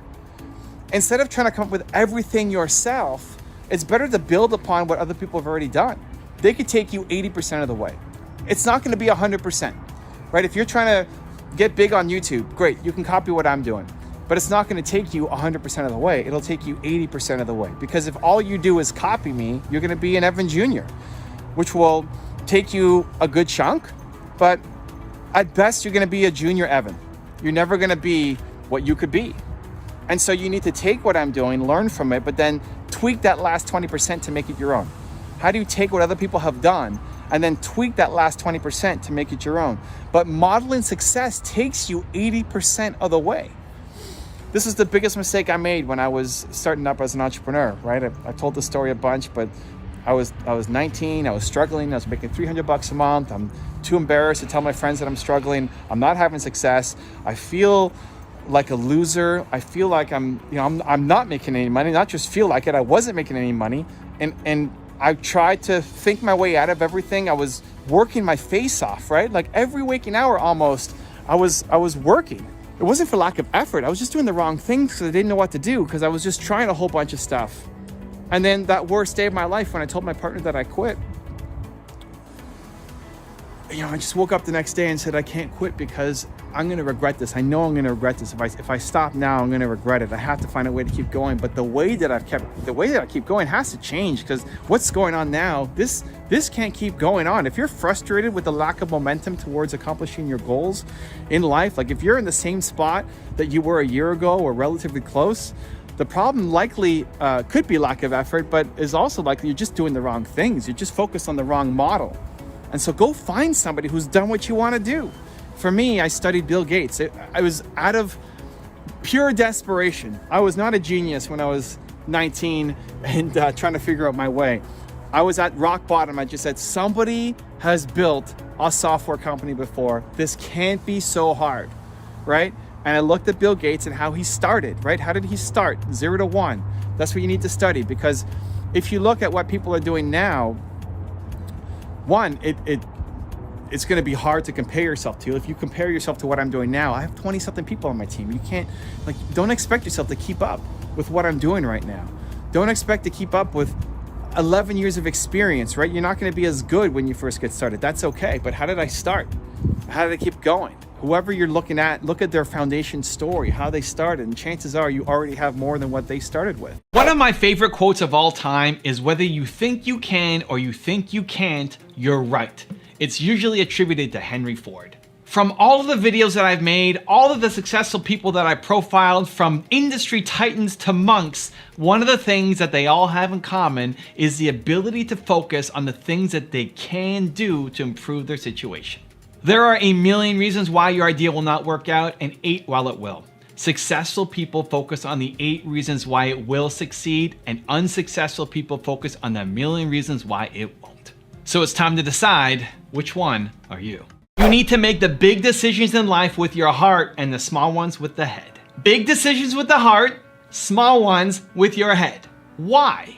Because your head only understands a world that currently exists. It's logical, it's practical, it keeps you safe. But your heart can create something new that hasn't existed before. It's why the #1 rule for success is follow your passion. All progress depends on what your heart tells you to do, and then you use your head to figure out how to execute it. So I just got back from an event that I was keynoting in Florida, and I was meeting these 2 entrepreneurs and helping them with their YouTube channel. And one of them is a really logical, head-first guy, and the other one is a more heart-based, passionate guy. And they were asking me, so they're partners in the same business, and they're asking me, what's more important, logic or emotion? Logic or emotion? And They're obviously the guy who's logic-based thinks logic is the most important, and the guy who's emotion-based thinks emotion is most important, right? You want to think that what you're great at is the most important thing. And I told them it's macro emotion, micro logic. Macro emotion, micro logic. You need to do both. So as I'm looking at their YouTube stats, I'm going deep into YouTube. I'm telling them all the data they need to know. I'm looking at the numbers and explaining your audience retention sucks here. We need to fix it. The percentage of subscribers coming to your channel is too low. All of this stuff. We're going deep into all their analytics. I can talk numbers for days. I love numbers. I love making data-driven decisions, but it's not the macro. The macro is the heart. The macro is, why are you on YouTube, right? Why am I on YouTube? Why am I making videos? That's the macro. And then you use your head to figure out the how. The science of the thumbnails and the audience retention and the playlists and the titles and all of the micro strategies that you can use on YouTube to grow. But it's macro emotion, micro logic.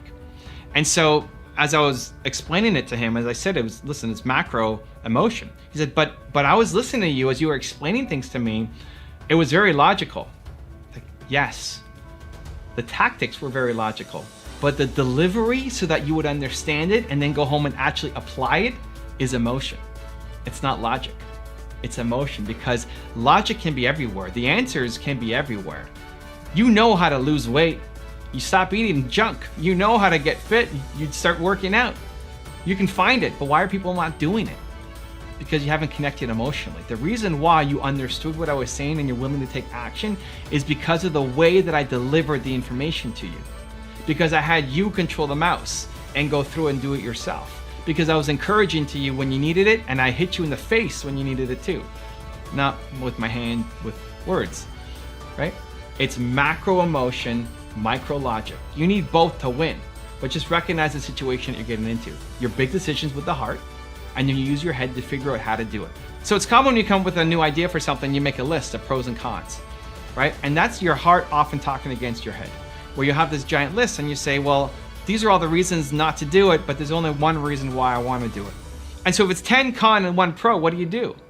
If you just look at numbers, you go for the con, but maybe the one reason why is you just love it.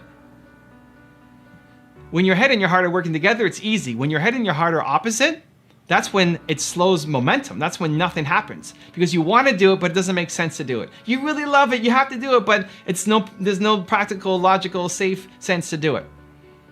You need to get them aligned. Your heart needs to say, listen to me, brain, we're going. Now help me figure out how to get there. We're jumping. Now let's figure out how to make our parachute on the way down. That's how it is. Big decisions with the heart, small ones with the head. Smart people come up with really smart reasons why you can't do something. And it's true. There are a million reasons why you will not win. A million reasons. But there are 8 reasons why you will. And you have a choice. This is an important choice you have to decide. Are you going to focus on the million reasons why you are not going to win, or on the 8 why you will? So let's talk about being an introvert. I'm an introvert. I still am an introvert. I own my introvertedness.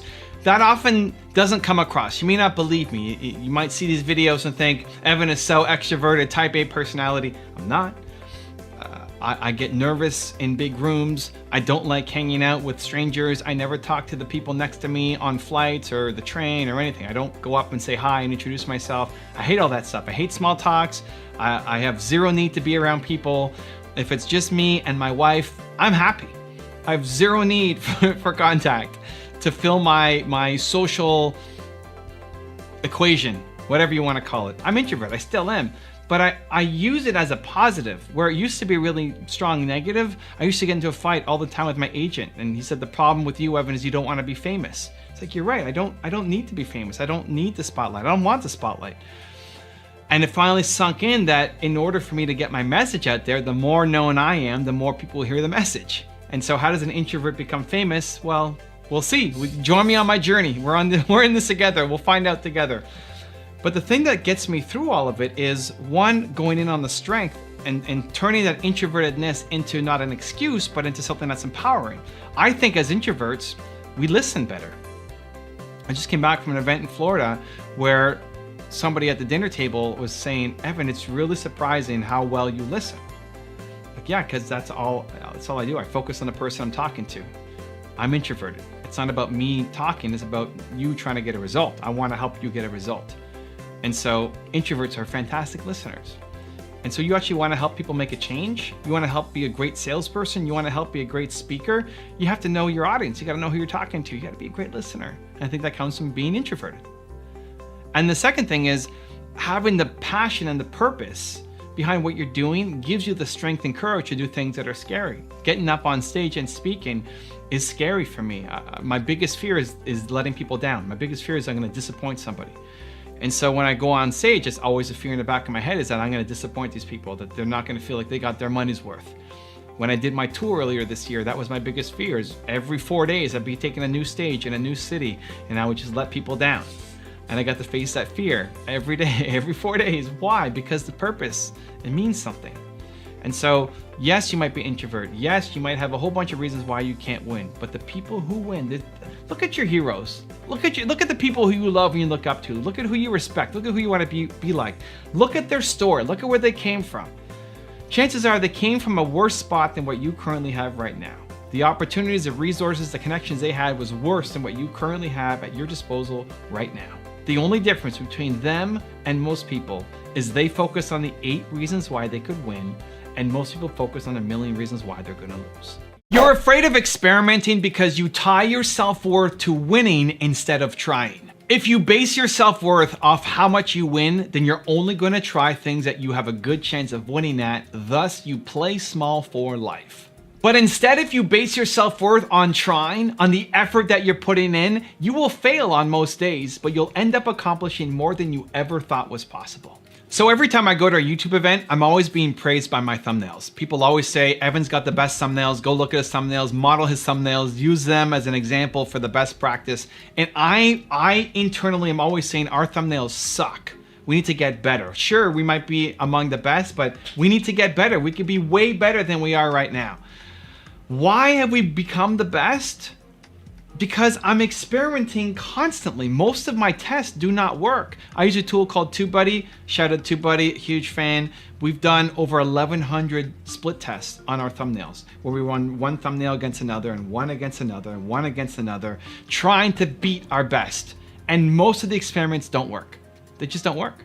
I recently ran an experiment of, on my main channel, putting my face on the thumbnail with the YouTube white border against Tony Robbins. And it tanked. It was like 80% worse than our current thumbnail. And that's okay. People don't like my face next to Tony Robbins. That is okay. I'm fine with it. I expect to lose. I expect everything I do not to work. But I'm willing to test it to see. I just recently came up with one thumbnail design where I made the background purple instead of black. Purple instead of black. And it actually did better. It did significantly better. And so now I'm testing it out on 5 more thumbnails to see, does the purple one do better than the black one? If that works out, maybe I roll it out across the entire channel. But it's very rare that I find the win. Out of the 1,100 experiments that we've done, most of them will not work, will never work. Even from the beginning, I'm thinking this is probably not gonna work, but I'm willing to test. That's okay. Even if the most likely outcome is failure, it's worth the test to see. Everyone tells you to think bigger, to dream bigger, to 10x your goals, to if you had $1 million or $1 billion, what would you do? I think the bigger problem is not that you can't come up with a bigger vision for yourself, it's the belief that it's possible. That's why I think that lack of belief is the world's #1 problem. For me, for you, for all of your heroes and gurus, all of them. The lack of belief in the next thing, in your big vision, is the reason why you're not following through and being consistent on it. Especially for achievers, you guys, entrepreneurs, you're watching this video, you have big visions. You know, if we gave you the challenge of what is your big goal, what is your big vision, what is the life you want to create, we can get lost in the exercises, right? And that clarity is power, right? Sitting down and writing down your goals and where do you want to become and where are you going to be in 5 years, and all of those things can be great exercises to get you started, to get you thinking. And while we're writing it down, here's what happens. While you're writing it down, you actually feel that it's possible. You've let go of the limitations, you've let go of the restrictions, you've let go of your environment and your situation, said, this is what I want to create. And in that moment of boldness, you feel like everything is possible. And then what happens very quickly afterwards, maybe it's 10 minutes after, maybe it's an hour after, maybe it's the next day, maybe it even lasts a week, you start to look at that list of where you're going to be, and you think, wow, I can't do that. right? Does it sound familiar? Have you ever set some giant goal for yourself, feeling bold, motivated, and then the next day you wake up and say, I can't do that. I'm crazy. I was crazy. It's not even you telling your friends or your family or social media. It's you telling yourself that you suck and you can't do it, right? That's the inner game that we need to work on. So how do we start to fix it? One, I think it starts with understanding that the ideas that you come up with when you're feeling bold, powerful, inspired, motivated are actually the right ones for you. When you're feeling bold and you come up with something, and maybe that's because you watched a video or had a great conversation or read a book or went to a conference or event, for whatever reason, you've stepped outside your current mindset, limitations, belief system. You've stepped outside. You're looking at you. Yeah, you're looking at a more confident, more bold version of you. And you come up with an idea that you want to do. That, I believe, is actually the best thing for you. And then your head starts talking you down because someone like you can't do it. Be safe, be practical. There's no way you can accomplish it. You don't have the money, resources, education, support system, etc. Whatever valid, these aren't made up excuses. These are valid excuses, valid reasons. They make sense. Otherwise you wouldn't believe them. But that's your job, to still go off and do that scary thing. Step one is when you're feeling that boldness and you come up with an idea, understand that that's actually the best you talking. That's actually the thing you have to go off and do. You have to start building some momentum towards. And your brain will forever try to keep you small. This is the challenge, is that we're not consistent because we don't believe that we can do the things that we say that we want to do. One of the things that really helped me was leaning into the fact that I'm shy and introverted and afraid to get in front of the camera and afraid to get on stage and no need to be famous. That's led to actually a lot of opportunities. The more I lean in on those things, the more things come to me. I remember doing a speech at Brendon Burchard's growth event, and I wasn't as myself. I was more professional. I was more just giving advice. It was great advice. People loved it. And then he invited me back to speak at his private mastermind, and now these groups are paying $30,000 to $50,000 to be in that room. So now there's a higher pressure. Like the first one, the ticket was maybe $100. The ticket to this one is $30,000 to $50,000. Like, oh my gosh, extra pressure. And I just leaned in on it. I walked up on stage and I came after Dean Graziosi. So Dean spoke and then it was me, and Dean was using the Flipboard. There's like a paper beside you and you're flipping one page at a time. And I'd never used a Flipboard in any of my presentations. I've had PowerPoint in the past, or I normally just get up and talk, but I thought, okay, I'm gonna try to use the Flipboard. And I didn't know how to use it. I always felt like I was blocking somebody, so I'm hiding behind the Flipboard trying to write it. And it ended up being really funny. And Brendon took me aside after, and he said, that was the best. That was so much better than you did in Arizona at my first event. And Arizona was great, but you need to lean in on your goofiness. You need to lean in on your shyness. You need to lean in on the things that make you nervous. If you're nervous, say you're nervous. If you have anxiety, say you have anxiety. I'd led with something like that. It's like, I'm scared, I'm an introvert, I'm shy, and I've got my heart beating like crazy right now, standing up here in front of all you guys. That's how I led my speech, something like that. And so leaning in on that has helped me. It's a lot more real. Yeah, it's a lot more real. So you don't feel like you have to be fake. You can just lean in on the thing that makes your heart go crazy like this. Lean in on it. If you were to make a video to say, I want to tell you my story. If I go back to the landscaping company, I want to tell you why I do what I do. And normally I hate making videos, and this makes me really anxious and nervous, and I'm scared to do this, but landscaping is just so important. It's so important to me because, and then you tell the story with the mom, wouldn't you want to hire that person? Wouldn't you want to pay more for that person, right? So leaning in on your story, on the thing that you're worried that you're going to get judged for, is the way that you're going to win. Books give you access to mentors who you would never have access to. If you are struggling, thinking, I don't have connections, I don't know anybody who's had success, I don't have any good mentors, everybody talks about mentorship and how important it is, and I don't have anybody in my life to help me. Books could be that for you. Books can be an accumulation of sometimes decades of knowledge, all condensed down into 200, 300, 400 pages that you get a window into somebody else's life. And so whatever you don't know yet, whatever you want to learn, chances are it's in a book. It's in videos as well. I love YouTube, but it can be in books. There's no excuse, not anymore, for you not to get access to the information and be around the people that can take you to where you want to go.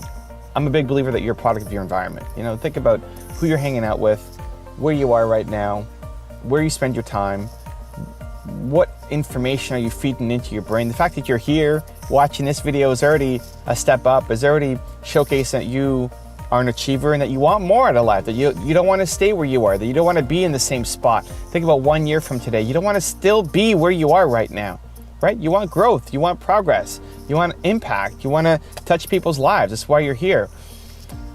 It just needs to be more consistent. It just needs to be more thorough. You know, there's a expression of the fastest way to learn a language is to go to the country. The fastest way to learn Japanese is to go to Japan.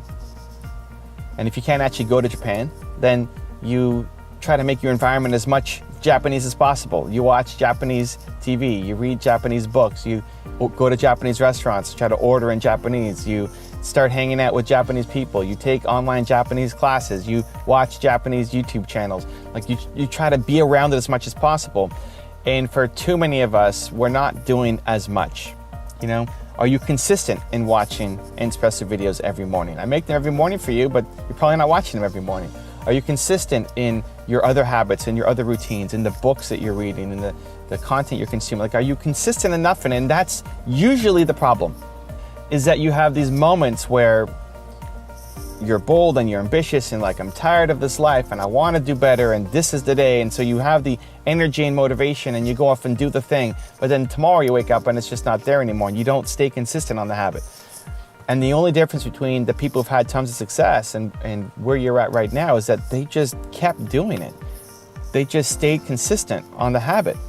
And so if you look at reading as an example, I used to read a ton before YouTube came out, before videos. I'm a visual learner. I'd much rather watch something than read it. But there was no YouTube. There were no real videos to learn from. So I started with books. And now I've come back to books a little bit where I'm trying to read 10 pages a day. So the goal is 10 pages a day. And I've been 95% consistent on hitting 10 pages a day. Having an infinite mindset comes from you wanting people to win more than you want them to win with you. You want people to win around you, your friends, your family, your team, your customers, the people you interact with. You want them to win as people in their life, in their goals, whatever they want to accomplish. You want them to win more than you want them to win with you. If you can start to adopt that mindset, it really starts to shift how you see your relationships, how you see your business, how you see the people on your team. And it allows so much more positive energy to flow in the right direction for everybody to accomplish their goals. So, quick example. I made a bunch of videos on Tony Robbins. Tony Robbins is one of the first people he was, I guess, the first big person who kind of recognized the work that I was doing. And he put the video I made on him on his homepage on YouTube and got a lot more views. And we made more videos on Tony Robbins. Tony then invites me to go to his event. We did a couple interviews together. He invites me to go and puts me in, the awesome seating right up front. And I got a lot of people coming up to say, hey, Evan, they recognize me. I'm also wearing a hoodie. Not that I'm a celebrity, but in that kind of world, people would recognize me. And they said, you introduced me to Tony Robbins. That they found out about Tony Robbins or Simon Sinek or Tom Bilyeu or whoever through the content that I'm putting up. And I had a few people who said, hey, I found out about Tony Robbins from you, and I haven't actually gone back and watched your videos in a while because I've been so deep in Tony Robbins land. And now I'm here at this event and paid thousands of dollars to be here learning from Tony. And I don't watch your channel anymore, but thank you for introducing me to Tony Robbins because that's what I watch now. I'm pumped. I'm excited. It's like, that's amazing. Thank you for telling me. Now, would I love for them to be with me forever? Yes, of course, absolutely. But I'm more happy that you're off winning. If you watch this video and you learn from Simon Sinek and you've never heard of him before, you have, and you want to dive deeper, and then you go and you buy all his books and you subscribe to him on YouTube and you dive deep into his world and you don't come back and watch another video of mine for another 12 months, I'm pumped for you. I want you to win as a human, as an entrepreneur, more than I want you to subscribe to my channel and keep watching videos here. It's just a fundamental shift in how you see relationships. I look at the people on my team. I want them all to win as people more than win with me. And I see everybody that I'm working with as a parallel path. You and I right now, you're watching this video, we're on a parallel path. This is a parallel path that we're marching on together. And then at the end of this video, you're gonna go off and go do something else, and hopefully productive and empowering and impactful. You're gonna have a great day. Come on, let's go, Believe Nation. But you're gonna go off and do something else. You're gonna step out the different Carmichael path and go do something else. And maybe you come back on the path, or maybe you go way off and you never come back. But right now, you're watching this video, we're on a parallel path, you and I, together. I just want to maximize that time together. That while you're on a path with me, that you're going to become better. And that should be your goal with the people you're around, that we have these parallel paths that we're running together for a certain amount of time. And maybe that's 10 minutes in a conversation. Maybe that's a year of somebody working with you. Maybe that's 10 years. Maybe that's a life partner that's forever, right? But you're on these parallel paths. Your goal needs to be, while somebody's interacting with you in person, via email, through your content, they're with you, that they're a better person because of that interaction with you. If you can do that, if you can just change the way you see relationships to do that, to instead just think about yourself first and think about them first and helping them accomplish what they need to accomplish, even if it means leaving you.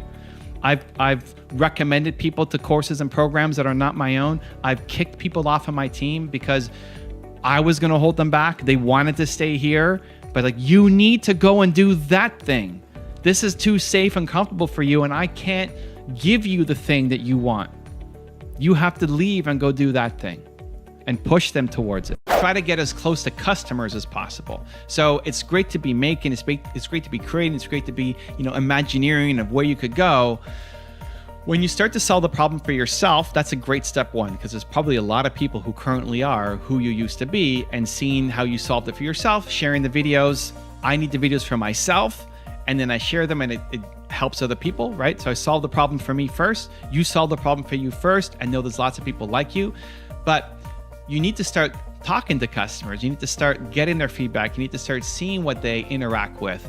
And that can help guide a lot of your future product or service creation. You need to get out of just sitting by yourself on your couch researching and into actually talking to people. So a quick example from my channel, the whole top 10 rules for success thing came because I just made one video on Kanye West. That's why he's on the wall behind me. I made one video on him, and then people started requesting more. Hey, can you do Dame Dash? Hey, can you do Jay-Z? Hey, can you do Jeff Bezos? Hey, can you do Steve Jobs? Hey, can you do these people? And it's like, well, that's a cool idea. Sure, why not? I could do that. I never thought of it as being a whole series. I just wanted to give a tribute to Kanye West, and it was a one-off video. And then in the videos that people were suggesting, can you do this person, this person, this person, this person? I still get final say. We ended up having over 2,000 different requests for people to profile. I still get final say as to who we profile, because I have to feel connected to the message. And when I'm pulling out the content, if we're doing Kanye West or Steve Jobs, it's always something positive. It's always through a lens of belief, because that's what I want to put out. I don't want to put out Kanye West's biggest attacks or insults or negativity. I don't want to put out negativity in the world. I could easily done top 10 Kanye West stupidest things you've ever done. I'm not interested in putting that out. So it's that combination of what people are asking for. Hey, can you do this? Can you do that? Can you do this? Plus what I love doing, right? What I want to put my stake in the ground to say, I made this, right? This is the contribution that I'm trying to make to the world. Back to the entrepreneur success formula, right? What you love doing with what brings value to other people. So how to figure out what brings value to other people? You have to get as close to the customer as possible. Understand their business, understand what they're going through, understand their mindset. You solving the problem for yourself is a good first step. And then going into, okay, what are you struggling with? Take some kind of immediate action. Most people's immediate action is research. Most people's immediate action is planning. That's not enough. Immediate action is doing. You have to do something. And you don't know where to start. This is the next thing. Yeah, I don't know where to start. I want to start a YouTube channel. I don't know where to start. You start by pulling out your phone and making a video. I'm in my car, on my phone, making a video. You can too. It's not worrying about it being perfect. It's expecting to suck and just start. Just create. I call it the 2% difference. It's like, what's the first 2% on your idea? We plan to get to 100% instead of just going and doing something on the first 2%. Whatever that big idea is, start to teach yourself that your ideas are amazing, that the ideas that flow to you are good. They're good for you, they're good for your family, they're good for your community, they're good for the world, they're good. And you have a duty to start doing something towards them. Start to train yourself on this. Recently, I wanted to learn about NFTs and cryptocurrency, and I've dabbled and learned a little bit, but I just decided I'm gonna figure this out. And last week on Friday, I spent the day learning it. And I had all sorts of obstacles thrown in my way. I couldn't get money out of my bank account because my bank blocked cryptocurrency purchases. My Visa blocked cryptocurrency purchases. There's a whole bunch of restrictions as a Canadian to buy from the different exchanges. All sorts of problems, and you know what? Like one problem after another, my US bank account. Like, well, I've got a US account with TD, so I'm gonna go to my US account, no problem. The TD was closed. The online banking had a update. Their website crashed. Like, oh my gosh, it's like nonstop. But we figured it out. Built some momentum. Started taking some kind of action. It makes a huge difference. Because while you're feeling the bold energy, if you wait till tomorrow, you won't feel the energy anymore. You can have the perfect plan, but tomorrow you won't have the same mindset, and so you won't execute the plan. Embrace the and. Most people are thinking or. Most people are thinking, do I do this or do I do this? Do I do this business or do this business? If you think about your passions and your interests, right? What do you love doing? What's your heart-centered thing that you could do all day? You probably have a couple things and you feel like you have to pick. This is the mistake. People feel like you have to pick. You don't have to pick. The actual selection is in doing both of those things combined. A lot of people have said some amazing things of me. It's very humbling. I think of Ed Milet and Gary Vee, where Gary Vee called me the DJ that likes to watch so much content and then spin it to inspire people. And Ed Milet said that I'm the modern day Napoleon Hill. Napoleon Hill is the biggest influence of all time in personal development, and I'm the modern day Napoleon Hill. First off, that's extremely humbling, but why are they saying that? This is how I'm unique. Because I love consuming all of this stuff and I love spinning it and mixing it up as well as adding my own message to things. This is how I'm different. There's a lot of people who are just sharing their message, and there's a lot of people who are also mixing things together, but there's nobody who's really mixing things together and sharing their own message, right? So instead of looking at those two things as different, right? Like I have to pick, I got to pick this or this. Like I'm going to combine them, and that's how I'm going to be unique. So think about your different interests. What do you love doing? What are your top 2-3 things that you can get lost in, and they feel completely different? Your genius is going to be in actually mixing those things together in a way that's never been done before, and then using that to bring value to people.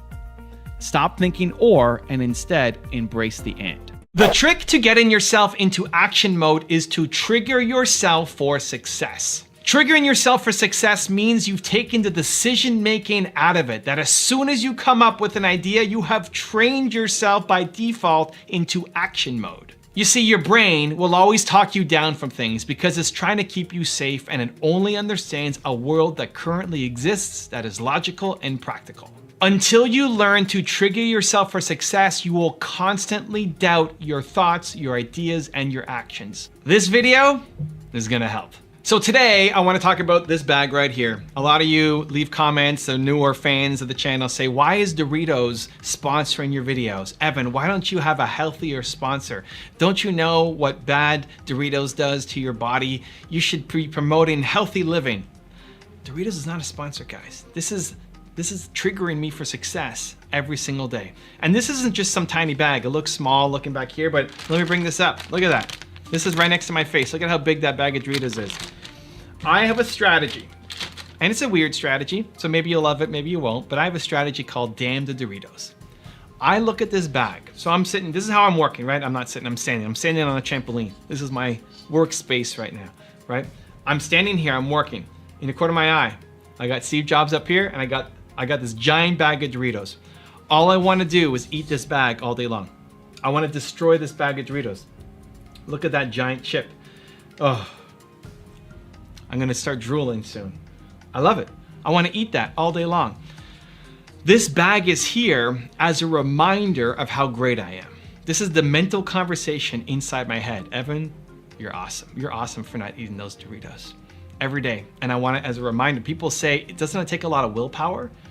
No, it builds, for me at least, builds the willpower, builds my strength. Every time I see that bag of Doritos, makes me feel better about myself, that I'm not eating it and I have the strength to keep going.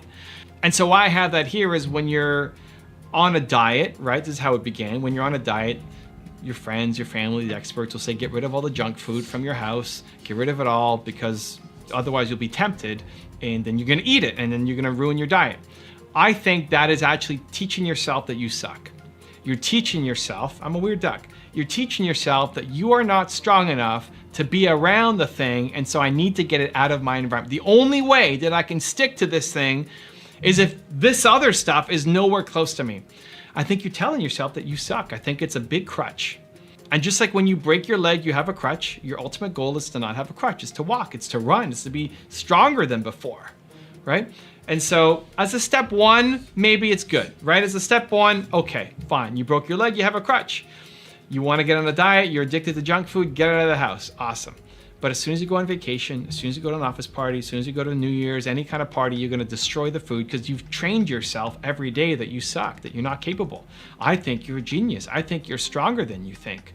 And so I tested it first with myself and I thought, you know what? Doritos are my nemesis, right? I love Doritos. Oh my gosh, just looking at that bag. So I went to Costco and bought the giant size bag of Doritos. I said, I'm gonna put this on my desk all day long. Because damn the Doritos, because the Doritos are stronger than me? I don't think so, right? I'm Evan Carmichael. And same thing for you. That thing that is holding you, that's stronger than you? I don't think so. Remember who you are. Remember how strong you are. And that's what this is here for. And it's been awesome to see people now take this up. A friend of the channel, Liron, was trying to get off of sugar. And he has this coffee cup with a saucer and he drinks his morning coffee. And he put 2 packets of sugar on the saucer right next to the coffee. So he pours his coffee, has the sugar right next to it, and then he just starts drinking it and puts it down and looks at the sugar packs and then just drinks the coffee again and puts it down, looks at the sugar packs, and his wife thinks he's crazy. And he's a little crazy too. You gotta be a little bit weird duck, but I think this is actually how you build your strength. Mark Drager, another friend of the channel, is addicted to the Peak Freens cookies. You know, the ones that have the red on the inside and the cream in the middle. Those are among my favorites too. And so his COO, when he heard this, went out and bought all these boxes of Peak Freens and put it on Mark's desk. And he opened it up.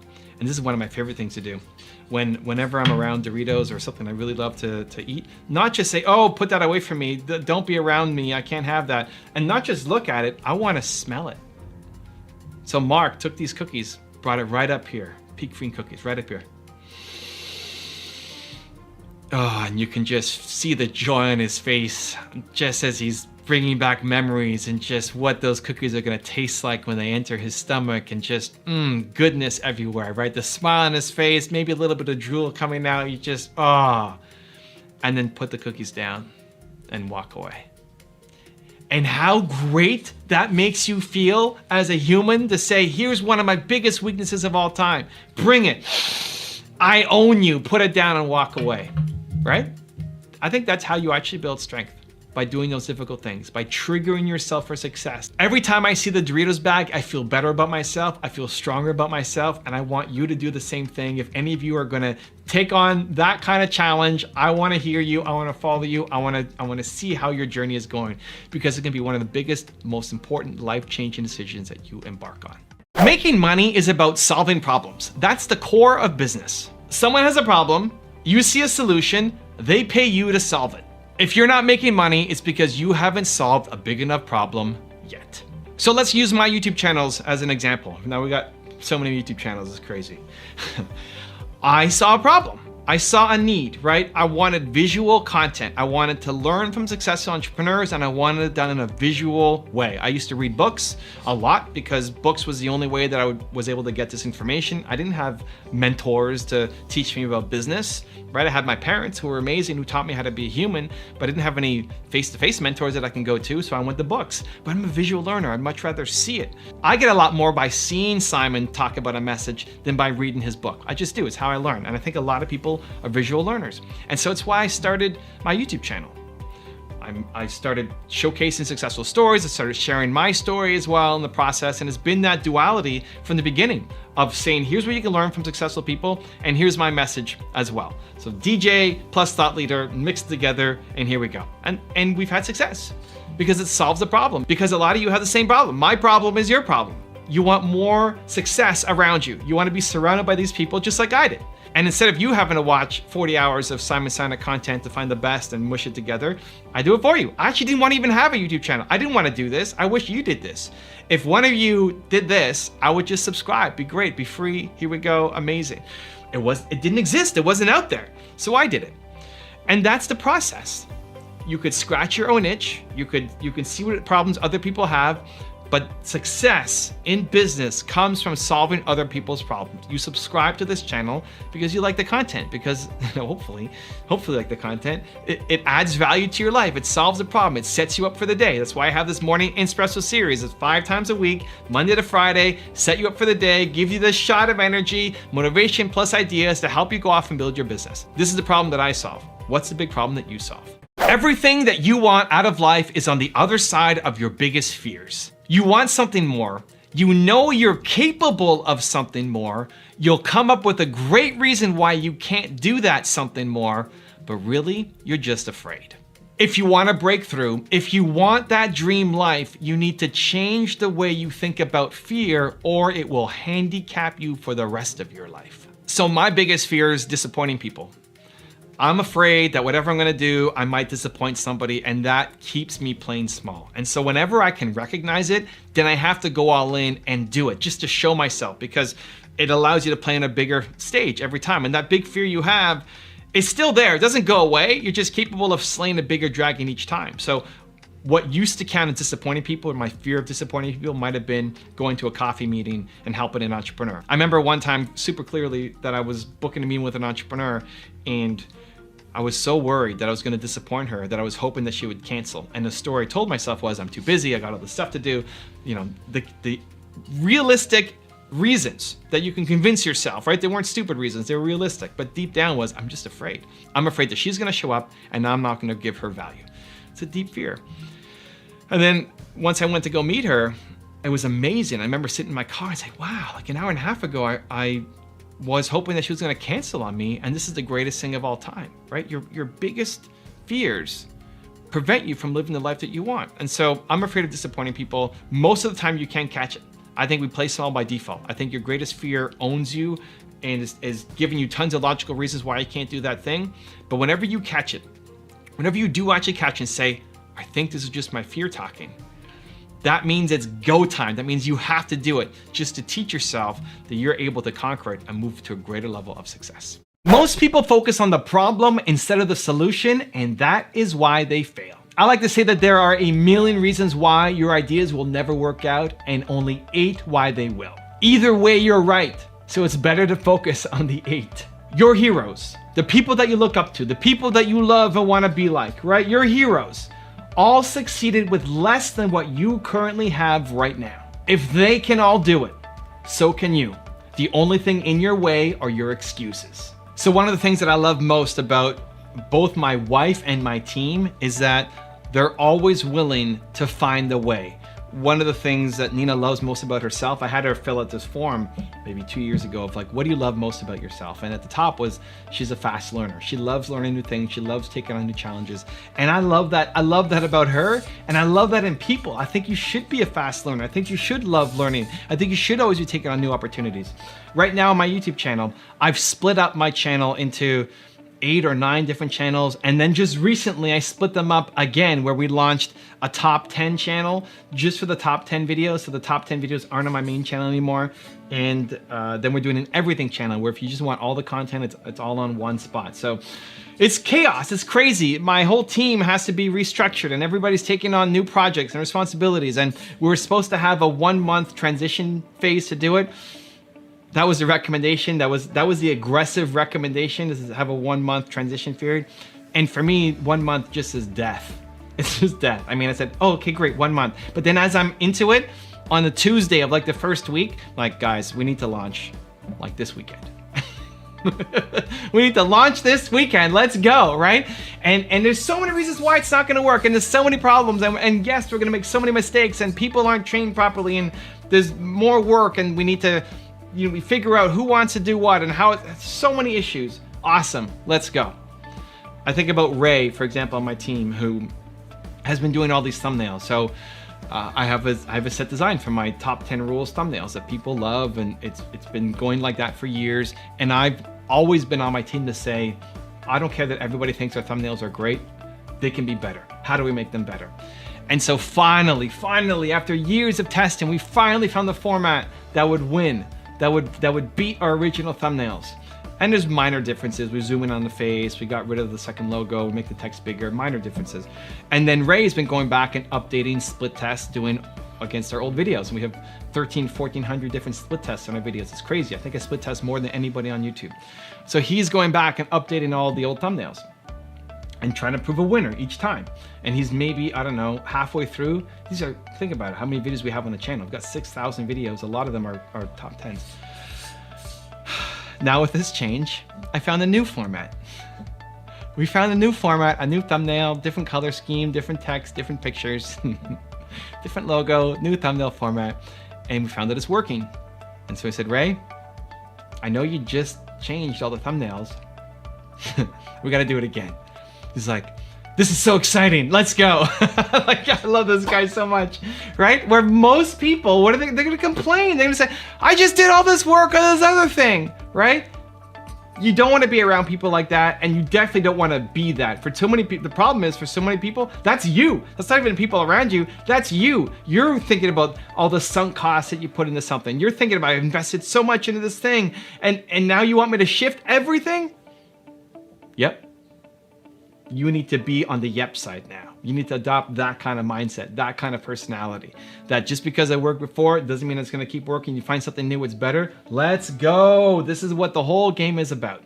The reason why you are not chasing your big dream is because you're afraid that it's going to fail. You're afraid that it's not gonna work, and what people will say about you and what you will think about yourself. But what's the alternative? It's sitting on your idea for years, never taking your shot because you're afraid, and living the rest of your life in regret, knowing that you had an opportunity, but were too afraid to take it. The way to not have regrets is to be always taking action. To, as soon as you get an idea, go do something about it.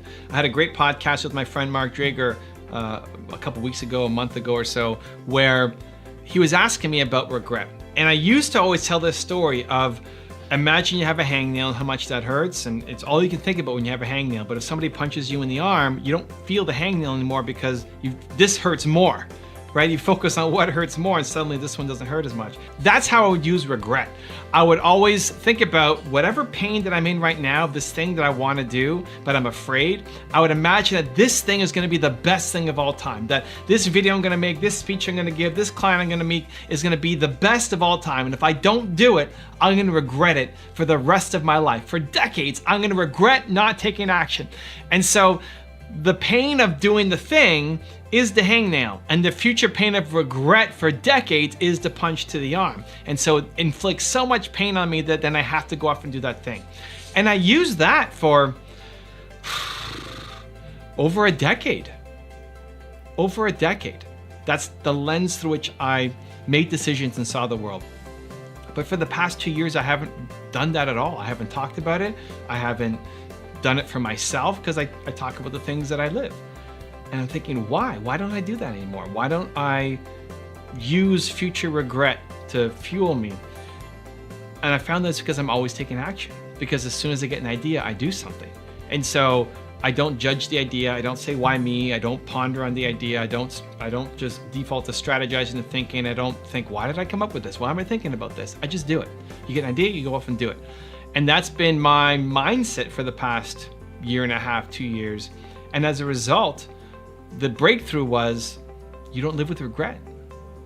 If you're always taking action on the ideas that you have, you don't live with regret. You might regret some of the things that you end up doing, but most of the things that you regret are not the things done, it's the actions undone. Not taken. The action's not taken. You don't regret the things that you did, you regret the things that you didn't do. That's most people, right? There may be a couple things that you regret that you did, but for the most part, it's the things that you are too afraid to do that you regret for the rest of your life. And so if you're constantly doing, if you're constantly taking action, if you're always jumping, then you don't have regrets. And it's been an interesting way that I now see the world, and hopefully you can learn from. As soon as you get an idea, you go off and you do something. You do that, you won't have any regrets.